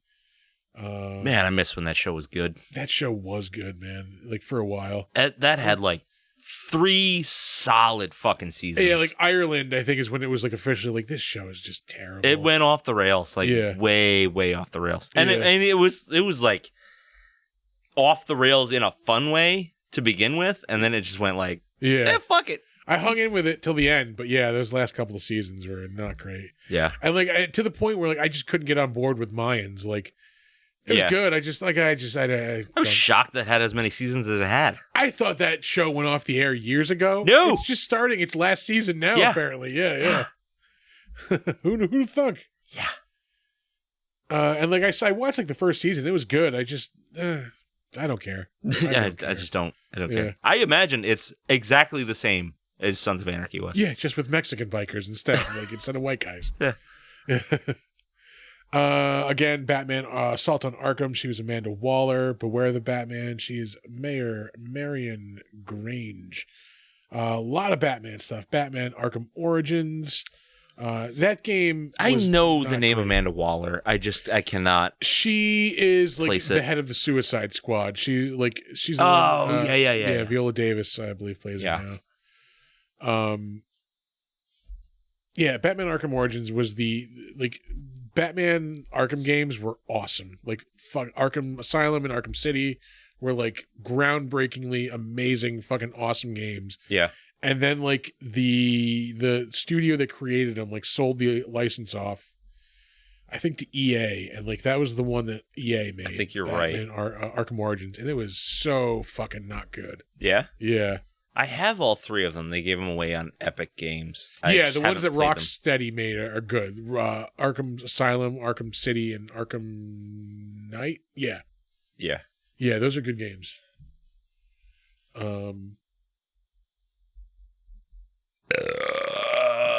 Anyway, moving on. Reeling it back in. Reeling it in. Moving right along. Again, Amanda Waller, Batman, Superman, Public Enemies. Mm-hmm. She was in the movie Orphan in 2009. Amanda keeps trying to get me to watch that. Like, I just don't care. The original one's good. Yeah. Yeah. I don't know. I can't get on board with the second one. Yeah. Like, you've got a 30-something-year-old woman trying to play like a fucking 10-year-old. It's a prequel, too, so she's playing a younger version of the character. It's like, I get what you're saying and what you're trying to do. Yeah. That shit is not going to work for me, dog. We mentioned she was on The Shield for 88 episodes. It was 2002 to 2008. Mm-hmm. Again, Amanda Waller, Justice League Unlimited, 9 episodes. I gotta give it to DC. When they find somebody that they like that does the voice, they stick with them. They stick with them forever. Yeah. Fucking props to them for that. She did a voice on Static Shock for a couple of episodes. That show was fun as hell. Yeah, I keep hearing people say that. I never watched it when it was on. Yeah, I think you probably aged out of it. Oh, for sure. That was I was 21 when that came on. Yeah. She's in the movie End of Days, in the definitely the downward part of Arnold Schwarzenegger's career. I like that movie though. I do like that movie, but that was definitely like when he was on the downslope. I like that because he's not typical Arnold Schwarzenegger. Yeah. And I like a weird, demonic, satanic kind of fucking movie. That certainly to helps. begin with. Yeah. But seeing him play just like kind of a normal dude, refreshing. Yeah. She did voices in Batman Beyond as well, in the series and the movie. She was a voice in the original Fallout in 1997. God damn. She was in the House of Frankenstein miniseries on NBC in 1997. I just remembered she dies by getting thrown out of a helicopter. Spoiler. She's in Face Off in 1997. Gargoyles, 3 episodes of that.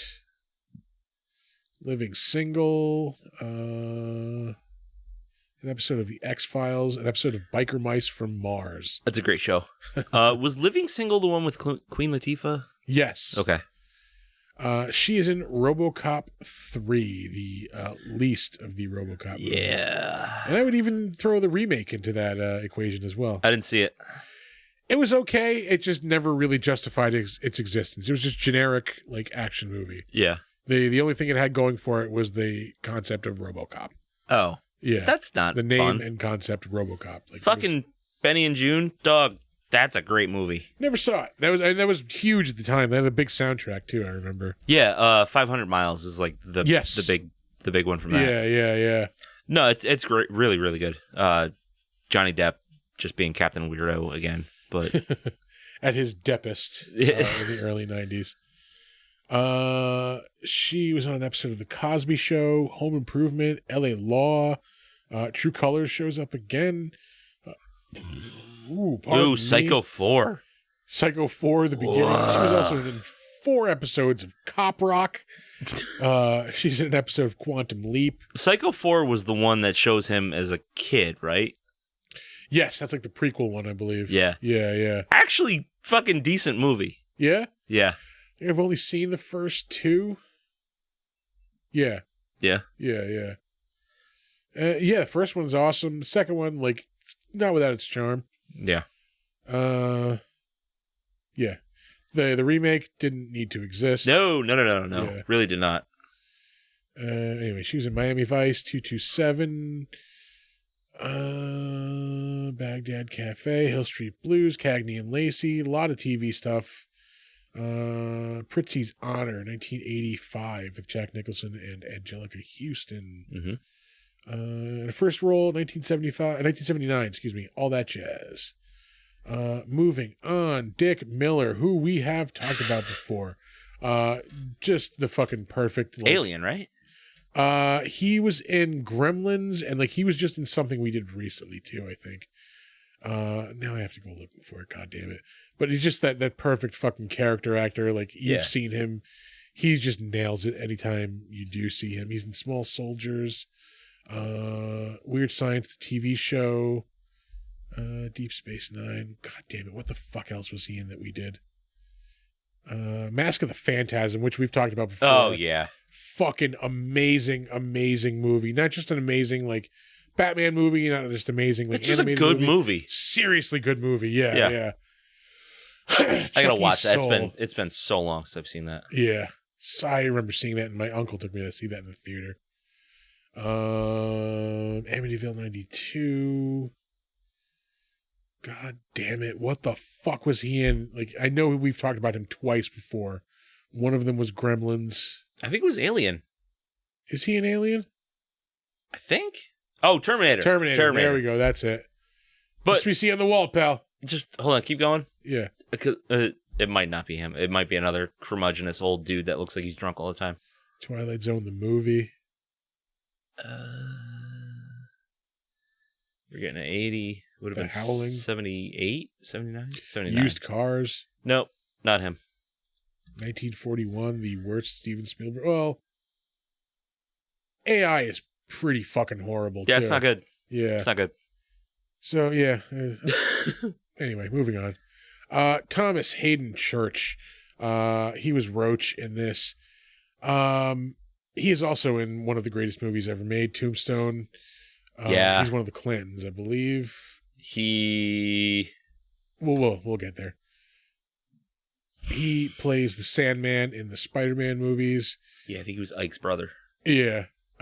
He was Lobster Johnson in the shitty Hellboy movie. I haven't seen that, and I keep wanting to because I love Hellboy so much that, like, even if it's not great, I want to see it. It's weird. Like, it has, like, all the elements of things I should like, but it just never has that spark of, like, all coming together and just working. Like, it just... Like, the Guillermo del Toro stuff has the ratio down pat. Yeah. And, like, it's just, like, I keep waiting for it to, like, just kind of... Click? Yeah, and it never does. Yeah. Yeah, it's weird. Like, I love David Harbour. I mean, I love Hellboy. I don't know what went wrong there. It doesn't work. Yeah. He was in the John Carter movie in 2012, which I didn't hate. I kind of liked that movie when it came out. I like it. I saw it in theater. Yeah. And then I think I bought it on DVD after it came out. Yeah, like, I like that movie. I remember really, really digging it when it came out. Like, that flopped so fucking hard. I couldn't figure out why. Like, this was fun. It was enjoyable. Just didn't work. Critics shit on it too, and I still don't understand it. Yeah. Like that was supposed to be like a franchise, and that didn't happen because it got shit on so hard and it just flopped. Yeah. They set it up to be like a trilogy. Well, the whole like series of books, like the John Carter, like there's like 8 or 10 books. Yeah, I think I have them. I think I might have them somewhere on my shelf. We're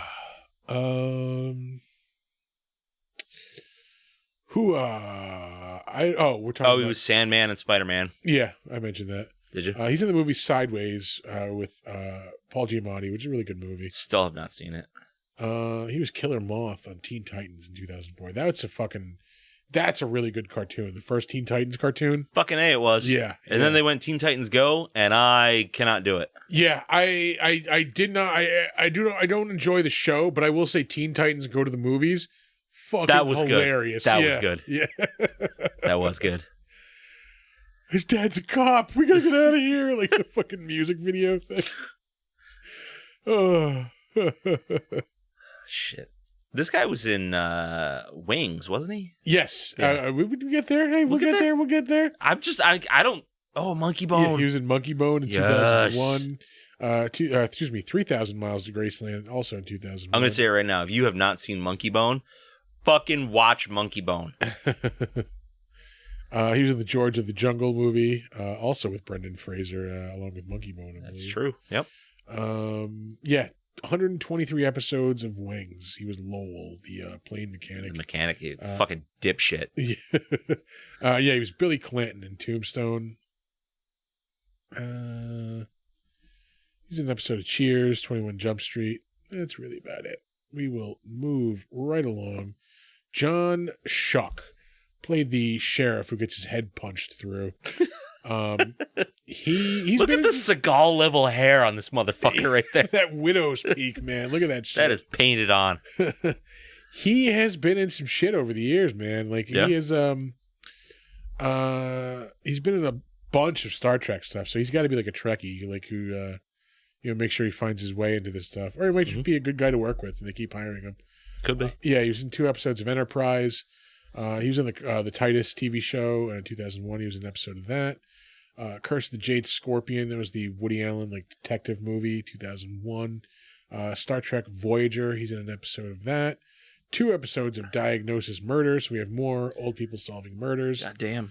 Let's see. Chicken Soup for the Soul. Do you remember when every wine-loving lipstick mom had Chicken Soup for the Soul, like all over everything? Chicken Soup for the teenage soul, Chicken Soup for the mom soul, yeah. The movie ended. I'm just gonna fucking kill it, and we'll full screen the IMDb. He was in Project Alf in 1996. That was the TV movie that wrapped up the Alf series. Mm-hmm. He was in an episode of Freakazoid in 1995, which people I understand remember that show fondly. I never really watched it. I liked it. Yeah. He did a voice in Wing Commander 3, an episode of Star Trek Deep Space Nine. My favorite of the Star Trek series is. I started watching Picard this week. 2 episodes in. I am struggling to get into it. Yeah? Yeah. I'm just Picard is not for everybody. Yeah. I don't know, man. I understand that. It gets into some weird shit too. Yeah. I'm gonna keep watching. I don't, the whole thing with Beverly's son, he's Picard's kid, right? I'm gonna guess he's Picard's kid. I'm not telling you a goddamn thing. He's Picard's kid. Spoilers, everybody. Anyway, he plays a Klingon ambassador in Star Trek 4 and Star Trek 6. 2 of the better Star Trek movies, in my opinion. Mm-hmm. He played Herman Munster for 73 episodes of The Munsters Today. I did not realize that show ran for that long. Yeah. It was a syndicated show. It was on Sunday mornings, super early. As far as I remember, nobody liked that show. I remember watching it. It was just filler though. It was on I said, Sunday morning, super early on on Fox on channel 23 at the time. I think it's channel 8. Yeah, channel 8 now. Yeah. Yeah. WXXA. WXXA. Yeah. I would God watch it. Damn it. Because it's the Munsters, yeah. But yeah, I don't. I don't have like fond memories of it. No.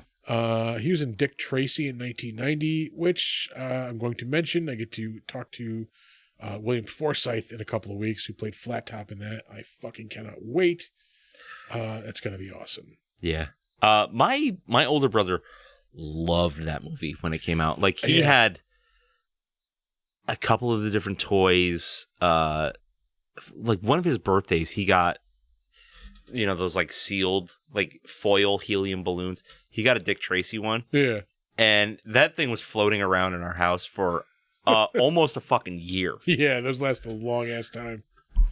I was 11 years old when that came out, so that was right up my fucking alley, man. Yeah. I loved that movie. The Nintendo game, fucking classic. Yeah. 100% classic. The NES game. Yeah. Fucking hard. Yeah. Yeah. Was that one of the ones that had the call-in code? I know Roger Rabbit had a phone number really in the game that you had to call to be able to finish the game because it would give you an access code. No shit. Yeah, and that number is long defunct. No shit. Yeah. That's crazy. I did not know that.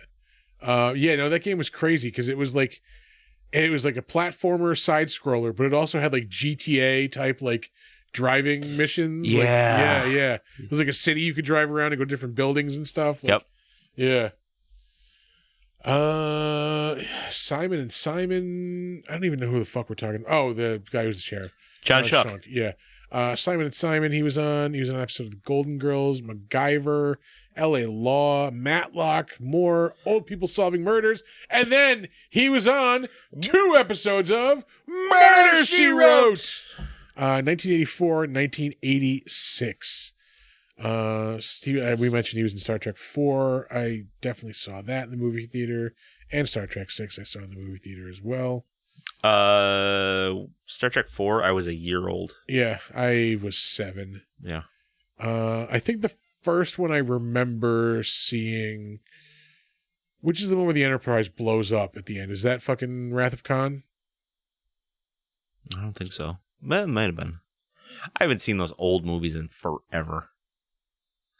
Fuck, I need to. Yeah, I think that's the first one because I definitely remember the Enterprise blowing up. So I think that's it. I think it's Wrath of Khan. Maybe, yeah. Yeah. I don't recall. Now I need to know.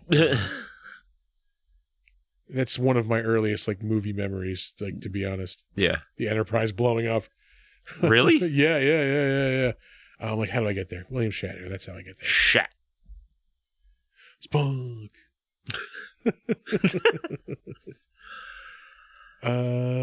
God. He's got to be what, like fucking 90 now? Yeah, I think he's like 91 or 92 at least. Star Trek 2, 82. So I was like 3 years old probably. God damn. Yeah. Sure it wasn't 3? Search for Spock. 84. I was 5.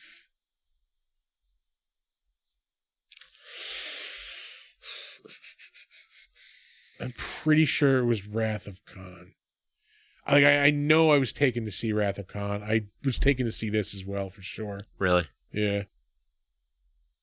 Did you have like super Trekky relatives, or were these just like I know they were like cultural touchstones when they were coming out. My aunt and uncle are huge Trek fans. Like, so they would, like, when my uncle would come to town, him and his wife would take me along with my other aunt.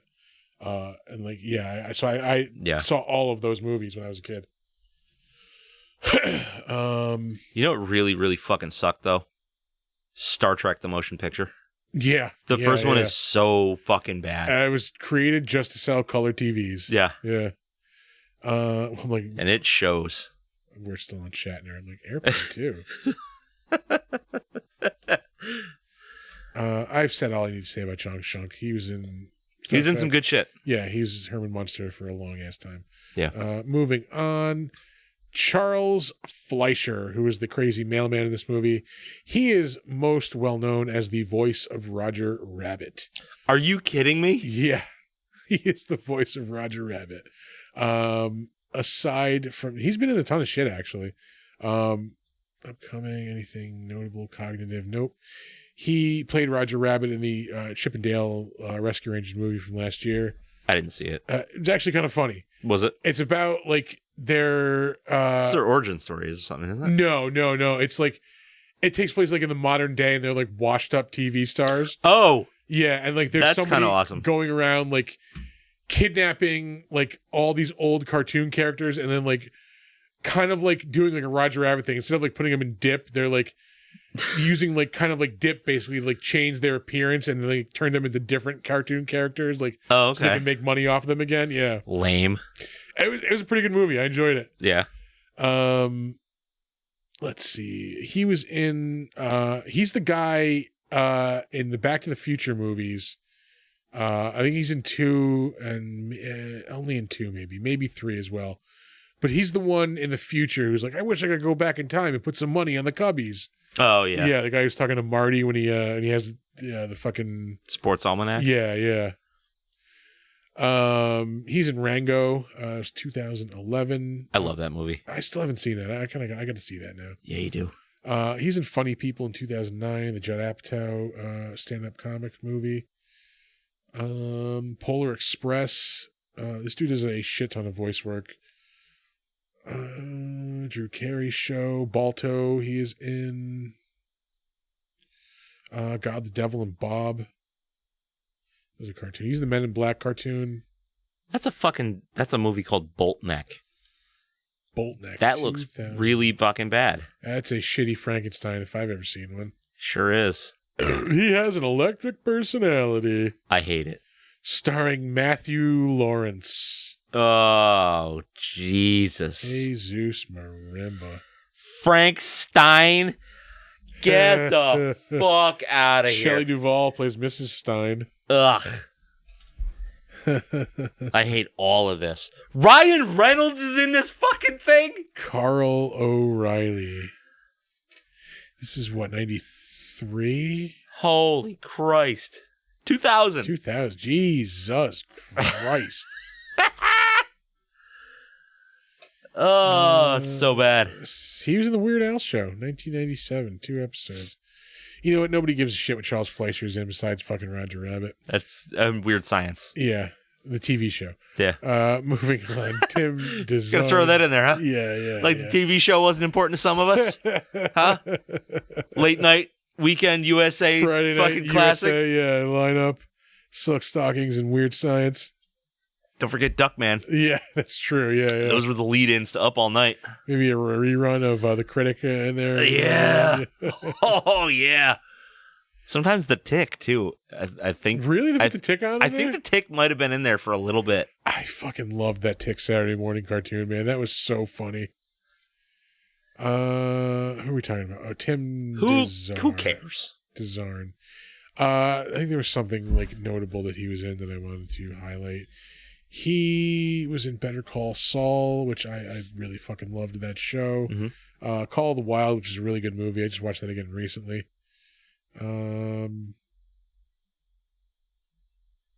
That's Beer Fest sequel, I'm assuming. Thirst for Victory. Beer Fest, Thirst for Victory.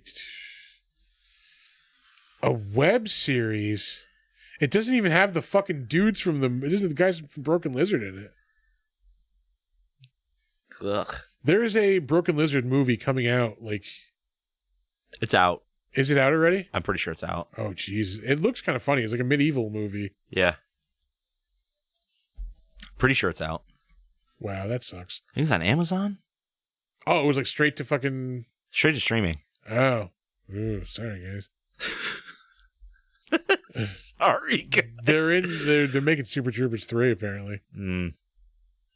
Second one's not bad. It didn't look good from the trailers. It's definitely not as good as the first one. So why am I even going to try? It's still a funny movie. It still has its charm, you know? It's just not as good as one of the greatest comedies ever. Like, you know? I guess. I guess that has merit. You are freaking out. Who gives a shit what this guy's in at this point? Like, I hate to be a shitty host, but like, we're just gonna move on. Move it along. Yeah, Gary Farmer. I know exactly why I'm mentioning him. He was like the deputy. He is currently on. Hold on. Go back up. He is not only in Dead Man, he's in Dead Man and Ghost Dog Way of the Samurai. Yeah. The Forrest Whitaker Urban Samurai classic. Fucking amazing.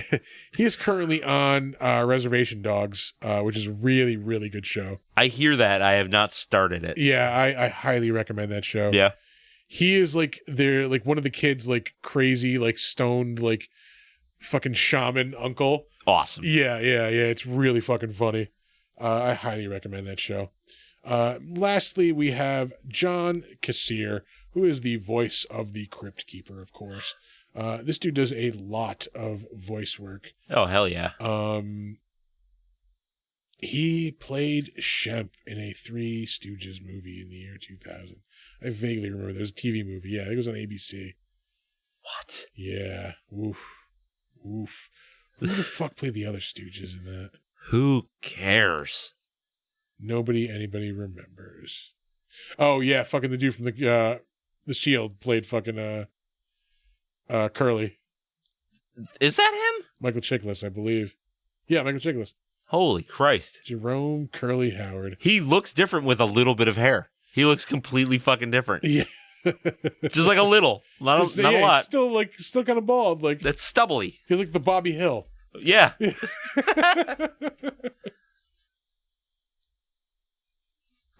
Oh man.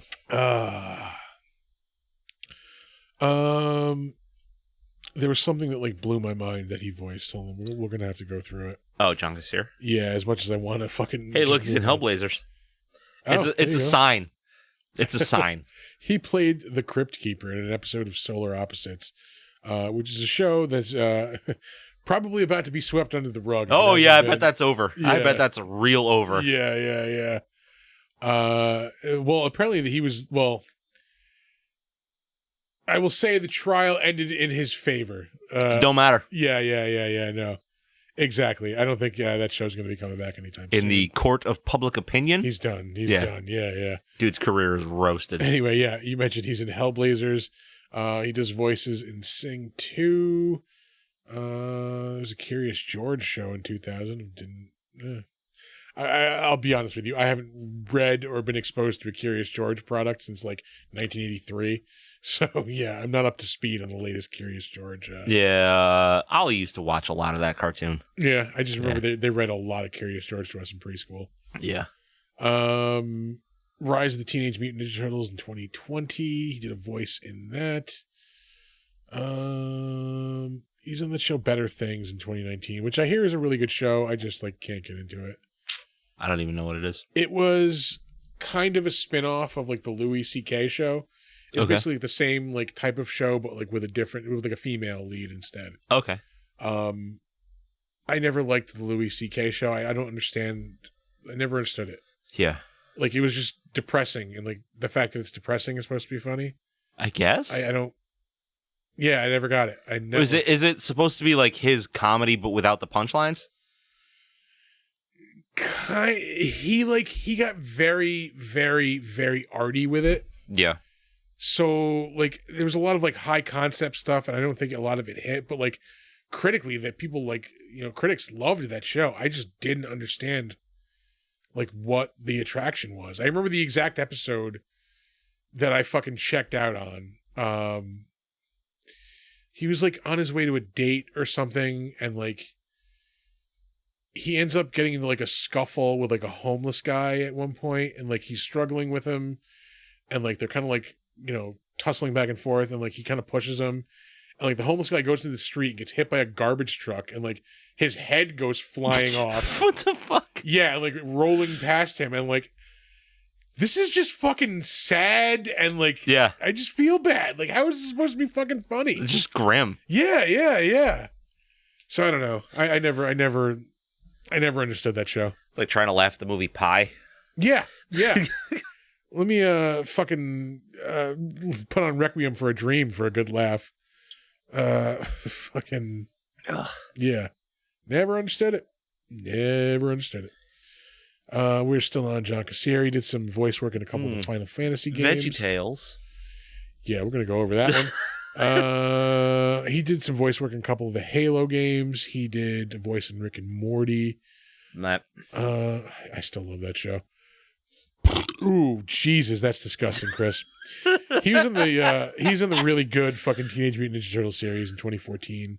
That one, like that, like as much as I love the original, I think that I like that one even better because it was like such a better like storytelling, fucking vehicle. I really like TMNT, the animated movie that came out. Yeah. I fucking loved it. Yeah. That show was on for like maybe 3 seasons at most. That one, yeah, and it was perfect. They even like adapted the storyline from the original comics, where like they get their ass handed to them at one point by like Shredder. Yeah, it's kind of in the first movie. Where like in the comic, like Leonardo is in a coma for like months. Yeah.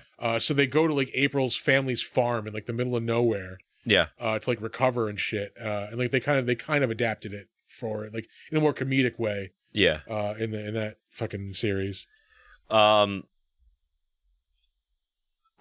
want to read Last Ronin. I have not. I've only heard amazing things. Yeah, it's really fucking good. I know they're making a video game out of that. I'm psyched. Yeah. As tired as I am of like those God of War type games, like they described it as like a God of War type game. Like, oh, yeah, but right, yeah, but like with a Turtles twist. Yeah. I'll take it. Yeah. Yeah. I was gonna. Yeah, I don't want to be too spoilery. It's a good fucking series. Yeah. Yeah. Well, the fucking they're worth a shit ton of money apparently too. What's that? Those comics are worth a shit ton of money. Oh, I bet. Yeah. Because they're huge. I think I sent it in the chat, but there's I think it was a NECA figure of him as the last Ronin with the spirits of the other turtles around him. Yeah. It's like it's a statue. It is ridiculously expensive. It's also ridiculously fucking awesome. Yeah, it is so cool looking. Yeah. It's so well sculpted. I want to say it's like in the thousands of dollars like it costs. I think it's like a bill and a half. Yeah. And like honestly, if I had that kind of money, I would own that. Like because it looks that cool. If I had throwaway money like that, yeah. Fucking A. Because that's like it's a grim ass story. It's the last surviving turtle, like fucking facing off. I think it's against Shredder's like granddaughter, basically. Okay. Yeah. Yeah, I gotta read that. Yeah. I gotta read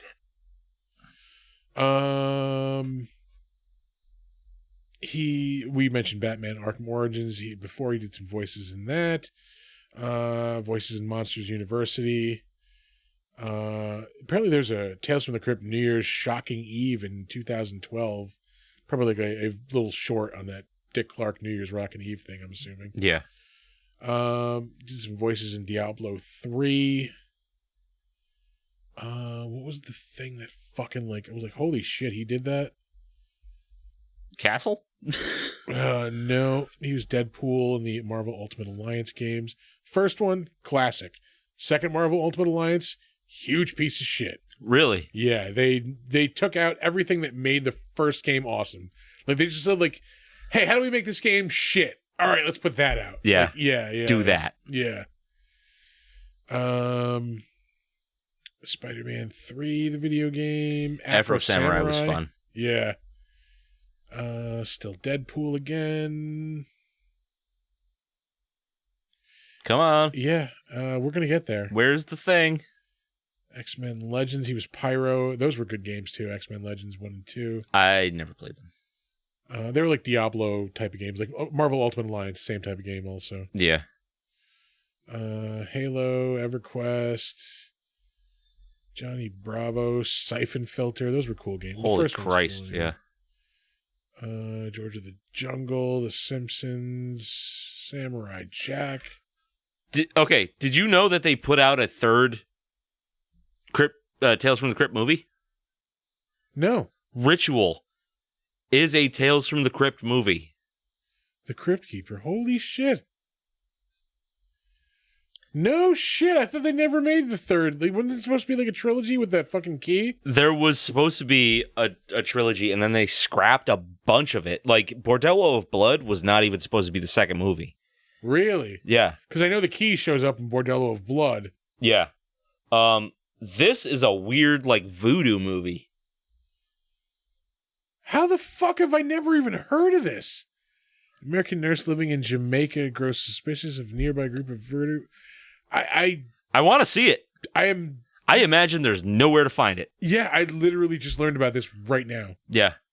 Look at Crypt Keeper. His hair. The dreadlocks. Yeah. Because it's Jamaican. Yeah, okay. This is... You just blew my mind. Yeah, man. fucking Tim Curry is in it. How is... Like... What? Yeah, dude. Now, you may not have seen it, but there's a stinger at the ass end of Demon Knight where he says that they'll be back for another movie. Never made. Never got made. Huh. But they made Demon Knight, and then they made Bordello of Blood, and then they made this. Ritual. Fuck, man. God damn it. Now I need to see this movie. Yeah. I like a voodoo movie. Yeah, I'm down for it. I bet it's bad. I bet it's real fucking bad. Yeah, I was like, there's probably a reason I've never heard of it. Yeah. We are still on John Cassell. I know there's something in here that like blew my mind. We'll get there. I saw Samurai Jack up there. That was good. Yeah, that wasn't the thing, though. Oh. He was in Tales from the Crypt. He's the Crypt Keeper. That was like a 2000, I think, animated. No, radio drama. Okay. What? I kind of want to listen to that. Holy shit! I need this. Yeah. Yeah. All right. Good to know that exists. Well, I got to find that in podcast format. Yeah, there was also a Tales from the Crypt animated Saturday morning show as well. I did watch a lot of that. Tales from the Crypt Keeper. There it is. 39 episodes only. Sliders. The Love Boat, The Next Wave, 1999. Yikes. An American Tale, Treasure of Manhattan Island. Pocahontas 2. Ray Palmer, Justice League. That's got to be live action. That's not it. Oh, boy. Ooh, boy. Ooh, that looks bad. That looks so bad. Oh, boy.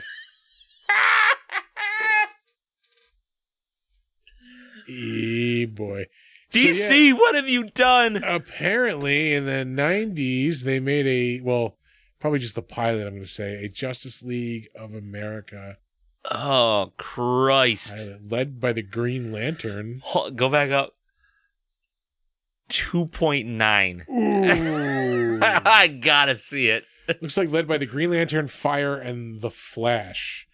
Which, all right, Green Lantern and Flash, like core members, not like leaders. Fire, deep cut. Yeah. Is she fired? Does it even say? I don't know. Yeah. BB DaCosta. That's fucking... That's grim. That's fucking grim. Yeah. Oh, good. Martian Manhunter's in it, too. It's played by this old white guy. Very old, very white. Wow. I did not know that existed either. Justice League. Earthworm Jim, he did some voices in.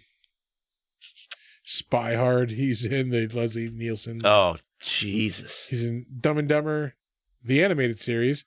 2 episodes of Duckman. Oh, he's Buster Bunny. Fucking Tiny Toons. No shit. I don't think he did it for all of Tiny Toons, but like he did, yeah. Like a bunch of Buster Bunny stuff. That was it. I really, really liked that show. Tiny Toons? Oh, yeah. That was a really, really good show, yeah. It's supposedly coming back. I don't know when, but... Oh, I don't want that. Do you remember when they brought Looney Tunes back? They brought back Animaniacs, and it was really fucking funny. Yeah? Yeah. Yeah, but Animaniacs was always kind of like on the borderline for adults. Yeah. Tiny Toons was not. Like, they would have, like, adult-ish things, but it was all still all targeted to kids. Yeah. That will do it for the Better Known As. That was a fucking marathon right there. It was. Yeah. We're 2 hours. Time for the crapshoot. I gotta get all my we have to get the bigger stream deck now, goddammit. Why is it always like we buy a thing, we need a better thing? Better one, yeah. You gotta get the better one. Because I buy it to like test the waters. I'm like, oh, this is really handy. Now I need the better one. Yeah. Like, yeah. Yep. Why don't you just buy the better one from the get-go? Yeah. Finally going to see Evil Dead tomorrow. The more I see about it, the more I want to see the movie. Yeah. I wanted to see that and Beau is Afraid this weekend, but I got the I want to see that from Amanda, so oh yeah, probably means I'm not going to see Beau is Afraid in the movies. Which one is that? That's the new Ari Aster movie with fucking Joaquin Phoenix. Oh, okay. Yeah, Ari Aster created Midsommar and fucking Hereditary. Yeah, those are two movies I don't care for. I just don't get it. I mean, like, sure, he's taking an artistic approach to horror and all that, but the dude just loves to film old naked people. Yeah. That's kind of his thing. That's in there. Yeah, that's definitely, yeah. With just like mediocre plot lines. I mean, I'll give it to Hereditary. It's unsettling start to finish. And I'll give it to Midsommar, the juxtaposition between like super grim, dark tone of the movie compared to like bright, technicolor look of the movie. I mean, he's like almost there for me, but I just don't like the movies. I don't know what it is. I don't know if it's a problem with me or what. This might be a lot of movie for one day, but I think I'm gonna try to like steer us to go see Evil Dead in the afternoon. Yeah. And so like later on at night, you'd be like, I think I'm going to the movies again. And then, like go to a later show. Yeah. But the problem with that is like the later show around here is like 6:45. Oh no. Yeah, like come on, man. Like the pandemic is over. Like we can have movies start after like 9:30. It's cool. Like, we're all adults. It's okay. Yeah. Nothing is different. If I go to see this movie at night or in the afternoon, it's not going to change. I really wanted to go last night after D&D, but that would have required like a 10 o'clock, 10:15 movie. Yeah. Which apparently is verboten now. Come on. Yeah.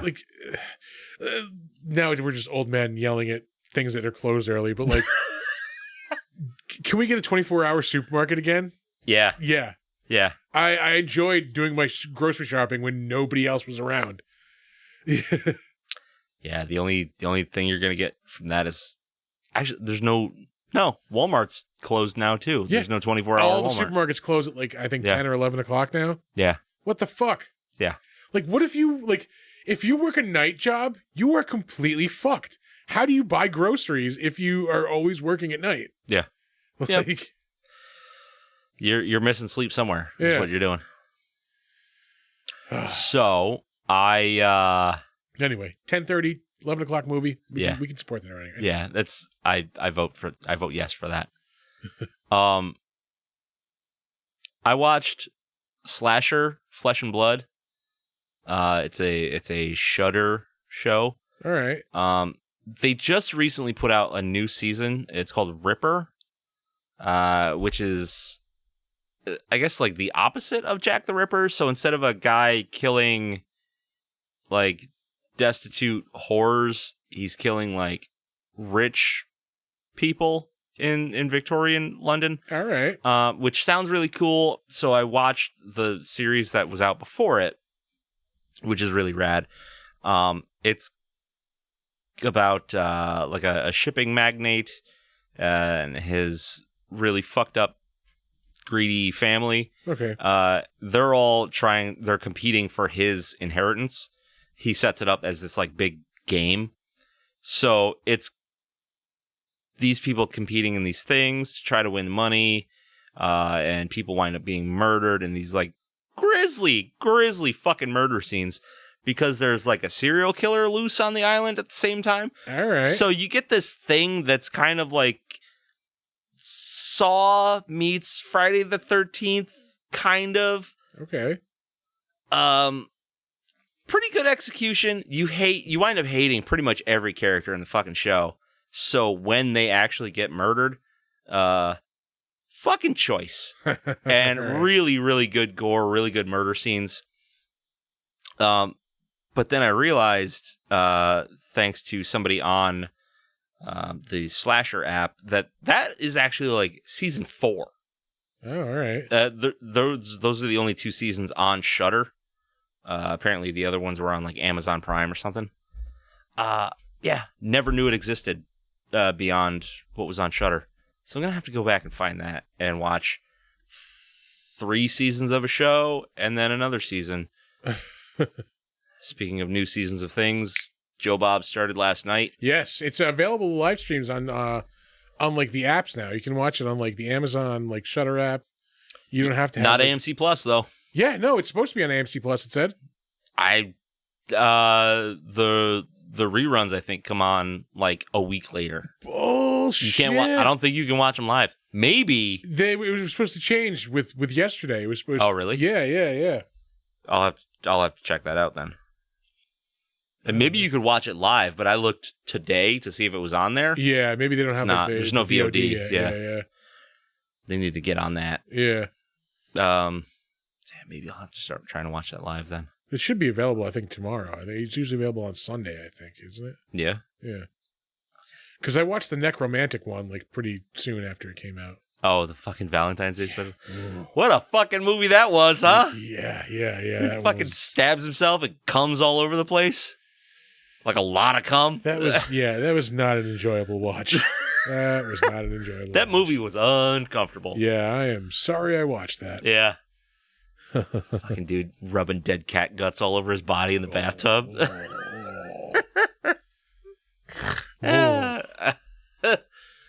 Fucking, was that German? Was it German? Yeah, German. Yeah. Fucking Germans. Yeah. Oh, yeah, I really haven't watched much else like this week. Like, no, I've been trying to find podcasts to listen to. I recently found one. I was telling you guys about it in the chat, but nobody responded to it. It was Profiles in Eccentricity. Oh, yeah, you did mention that. Yeah. I think I was working or something. I couldn't respond. Yeah. Really cool. Like, it's 2 guys. I think there's a third one added maybe later in the show. I'm only like 4 or 5 episodes deep into it, though. Each week, they basically just like pick a fucking weirdo from history and dissect them. And it's funny and informative. So like the first week they did this like phone freaker. All right. Now I say phone freaker. What time period do you think? It's got to be like, well, I mean, like in terms Phone of 90s, freaker. You know, like for me it would be 90s. This was like the height of like prank calls and shit. Like, No, I mean like remember like the phone hackers, like oh no, the guys that would like collect call for free, and they had like the chat lines and shit like that. Phone freaking was really popular in like the 70s and the 80s when like everything was done on a landline before the internet. Yeah. This dude was phone freaking in a late 90s into the 2000s. Like this dude is like on the phone post 9/11. Jesus Christ. Fucking freaking shit. Like he would swat people before swatting was really like a thing. Yeah. He was getting everything for free because he was blind and he had like perfect pitch and recall for the pitches. So he could jump on a supervisor line on Verizon and listen to somebody punching in their like credit card information. Jesus Christ. Yeah, and like he would just use all that shit. I worked with a dude, this is when I worked at Hollywood Video. He was in a band. He was like super like musically inclined. Mm-hmm. He could figure out, because we had like auto dialing things on our phone, where we had like call in like, you know, sales and shit like that at the end of the night. He could figure out the phone numbers from the tones of the fucking dial, like from the buttons. Yeah. Because we wouldn't know it. You just hit the button. He'd just poop, poop, poop, poop, poop. And he'd fucking listen to it. Like he'd hang up, listen to it, write the numbers down, and it's the fucking number. Yeah. That would blow my fucking mind. Yep. Like credit card numbers, if you put type in a credit card, you could figure out what the fucking thing was. Yeah. Just by hearing the tones. Yep. That is insane. Yeah. Like this dude wound up calling the Pope. Jesus Christ. Yeah. It's insane. Yeah. That's pretty much it. I haven't watched too much this week. Yeah, this isn't horror. I started watching Star Wars Rebels just because I know the Ahsoka show is coming out. It's basically going to be like live action Rebels. Yeah. Because I tried watching it when it first came out. Everybody told me how good it was, and like I watched like the first couple of episodes. I'm like, it's all right, and I just never watched it again. Mm-hmm. And then like a couple of years later, I'm like, all right, I'm going to sit down and I'm going to watch it. I think I watched like the first couple episodes again, and then maybe like one or two more. Yeah. And then just gave up. And like now I'm just super into it. Like, yeah. I don't want to say I've given up on Star Wars, but I'm just about there. It fits into the fun part the fun component Does that it? I really need right now. Because like there's an overarching story, but it's just fun. Yeah. Yeah, like it's just like it's fucking it really does capture, I think, like the feeling of like what original Star Wars was when I was a kid anyway, of like just like adventure and fucking like, you know, crazy stories and shit like that, and like creature, you know, just it feels like that. It's just I'm tired of them throwing so much at me all at once. It's like it's overwhelming. Yeah, I get that. And I get so far behind on like all of these shows. Yeah, I stopped caring. I will say Andor is like god tier Star Wars. Is it? Yeah, it's fucking amazing. Okay. And then like this season of the Rebelorian, Jesus Christ, the Mandalorian, fucking fun. Yeah, fucking fun. It's the whole season is like the retaking of Mandalore. Okay. Yeah, like it's you know, we're not writing great literature here. You know, pew pew, monster, blow up. That's all I want. Yeah, that's what I got. Like, okay. Yeah. All right. I'm down for that. Yeah. I've been trying to find some new music lately.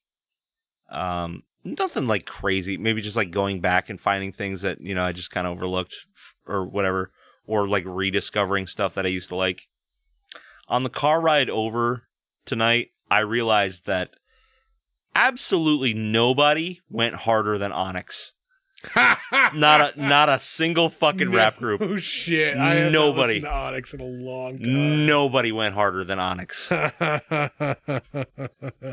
Absurd. I remember when that fucking album came out. Like, just people, like everybody listened to that fucking cassette. Like, slam. Yeah. Da, da, da. Yeah. Throw your guns in the air. What the fuck else is on that album? Shifty was on that. Yeah. But it clicked for me again because I had a song come up on a playlist that I put on like a million fucking years ago and kind of forgot about. It was two songs actually from the Judgment Night soundtrack, and it was the one with House of fucking slaps. Yeah, Judgment Night, one of the best movie soundtracks ever, apparently. Like, the two songs that I put on this playlist were the one with Helmet and House of Pain. All right. And the one with Biohazard and Onyx. And nice. Biohazard and Onyx actually have like some history together. They've done 3 songs together, I think. All right. They did that song for Judgment Night with the titular song Judgment Night. They did a version of Slam with Biohazard, and there is a Biohazard album that Onyx does a feature on one of the songs. What the hell album was that? New World Disorder, I think it was. Okay. Yeah. So yeah. Well, if you like Biohazard and you like Onyx, you will enjoy the mashup. That's some things for you. What else have I done lately? I played my first round, I played 3 rounds actually, of Nintendo Monopoly last night for the first time in like 20-something years. Probably. Nintendo Monopoly? fucking the best interpretation of Monopoly ever. Really? It was, on the NES, like fucking, you could play computer opponents, like everything moved pretty quickly, like everything was pretty easy. I got my ass handed to... You were playing Monopoly on Nintendo. Yeah, not like Nintendo version of Monopoly. Okay. No, the NES port of Monopoly. Yes, it's fucking brutal. Yeah. Got my ass handed to me 3 times. And like the last game I lost was completely my own fault. Yeah. I had like 2 computer players I was playing with. I had a lot of property but no money. The second player had a shit ton of money but like no property. Yeah. And then there was the third player who was like on his way out. Yeah. Like the only thing he had like unmortgaged was like Boardwalk, and I had Park Place. So he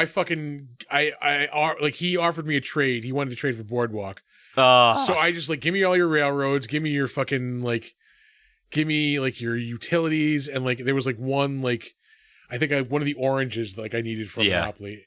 I'm like, there's no way he's gonna accept it. I hit yes, accept. I'm like, oh fuck it, he's got a Monopoly, no big deal. Like, he's gonna go out in a minute. Like, and as soon as I get some money, I'm gonna start building houses.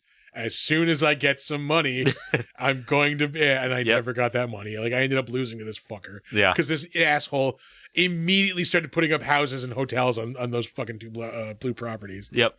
And obviously, somebody landed on him, right? Like this asshole. Yeah. Immediately. Yeah.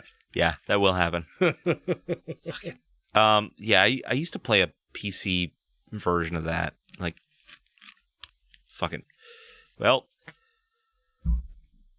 roughly 20 years ago, which we played the shit feels out of real bad to say out of that version of Monopoly when we were kids on Nintendo, like a ton. What the fuck are you playing it on? NES. Oh, I played an emulator last night. Oh, okay. Yeah. But I mean, like it's like direct fucking port of the game. Yeah. Yeah, some of those were real bad. Like the Wheel of Fortune on Nintendo was rough. Yeah. Rough.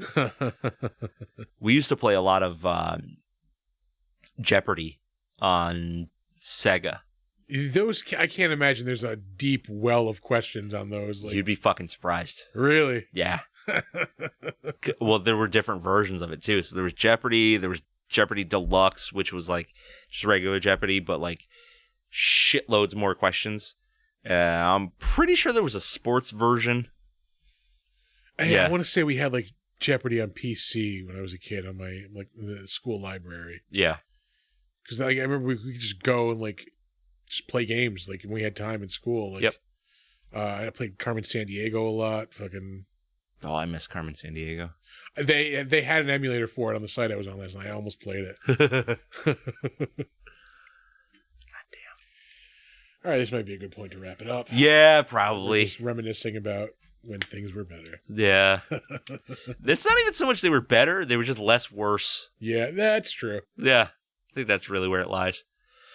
All right, so we're going to get out of here. And before we do, we're going to direct you to our website, which is www.bigdumbmonsterspodcast.com.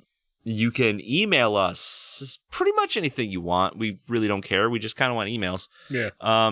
Suggestions for the show, beer suggestions, movie suggestions. Hey, tell us what we're doing wrong. Fine. Whatever. Do that at bigdumbmonsters@gmail.com. You can find us on Facebook. We are Big Dumb Monsters Pod. We are on Slasher, the all horror social network. That is Big Dumb Monsters Podcast. And I'll take it from there. All right, yeah. You can find us on Instagram at big_dumb_monsters. Instagram is blowing the fuck up. Yeah? We are about to hit 650 followers. Like, oh, damn. We hit like 500 like a month ago. Yeah. So I like the past couple of days, I don't know, like if somebody shared us somewhere or something, because like this one dude followed us with like, he had like 100 and something thousand followers. And I'm like, I've never fucking heard of this dude. And like ever since then, it's just been like a constant fucking stream. No shit. Yes. I don't know what the fuck happened, but it's been crazy. Cool. Yeah, we're on Instagram. You can find us on YouTube at Big Dumb Monsters. Come check out the channel. Come check out the slideshow version of the podcast. Come check out our Twitch VODs. Which reminds me, you can find us on Twitch at Big Dumb Monsters. Ooh, pardon me. You can also check out our merch store where you can get awesome Big Dumb Monsters merchandise like these tapestries behind us. Yeah, we bought our own shit. Yeah, we're that. It's fine. Yeah, we're that into our own selves. We're fart sniffers of the highest caliber. Oh yeah. But you can get T-shirts, mugs, fucking bags, computer cases, whatever the fuck you want. You can get there with our TeePublic's awesome with our shit all over it. And if you want something with our actual shit all over it, we can come to a price. Look. You know where we'll be. Yeah. May 6th and 7th. The Saratoga Comic-Con. Come and get it. But for real, come Foul. out. Yeah, come out to the con. Check out the con. That's gonna be so good. I cannot wait for that weekend. It's gonna be so much fun. So many good guests. Like the Fright Night crew, notwithstanding, the rest of the guests for this look dynamite. Yeah, look, it looks really fun. Lineup. More to come. There are things I need. Oh yeah, I broached the subject the other day. Yeah. Yeah. Come check out Saratoga Comic-Con, folks. Yeah. It's gonna be awesome. Yeah. That's it. That's all we got. Yeah. Enjoy. Don't let ghoulies eat your ass. That's right. And never sleep in a deathbed.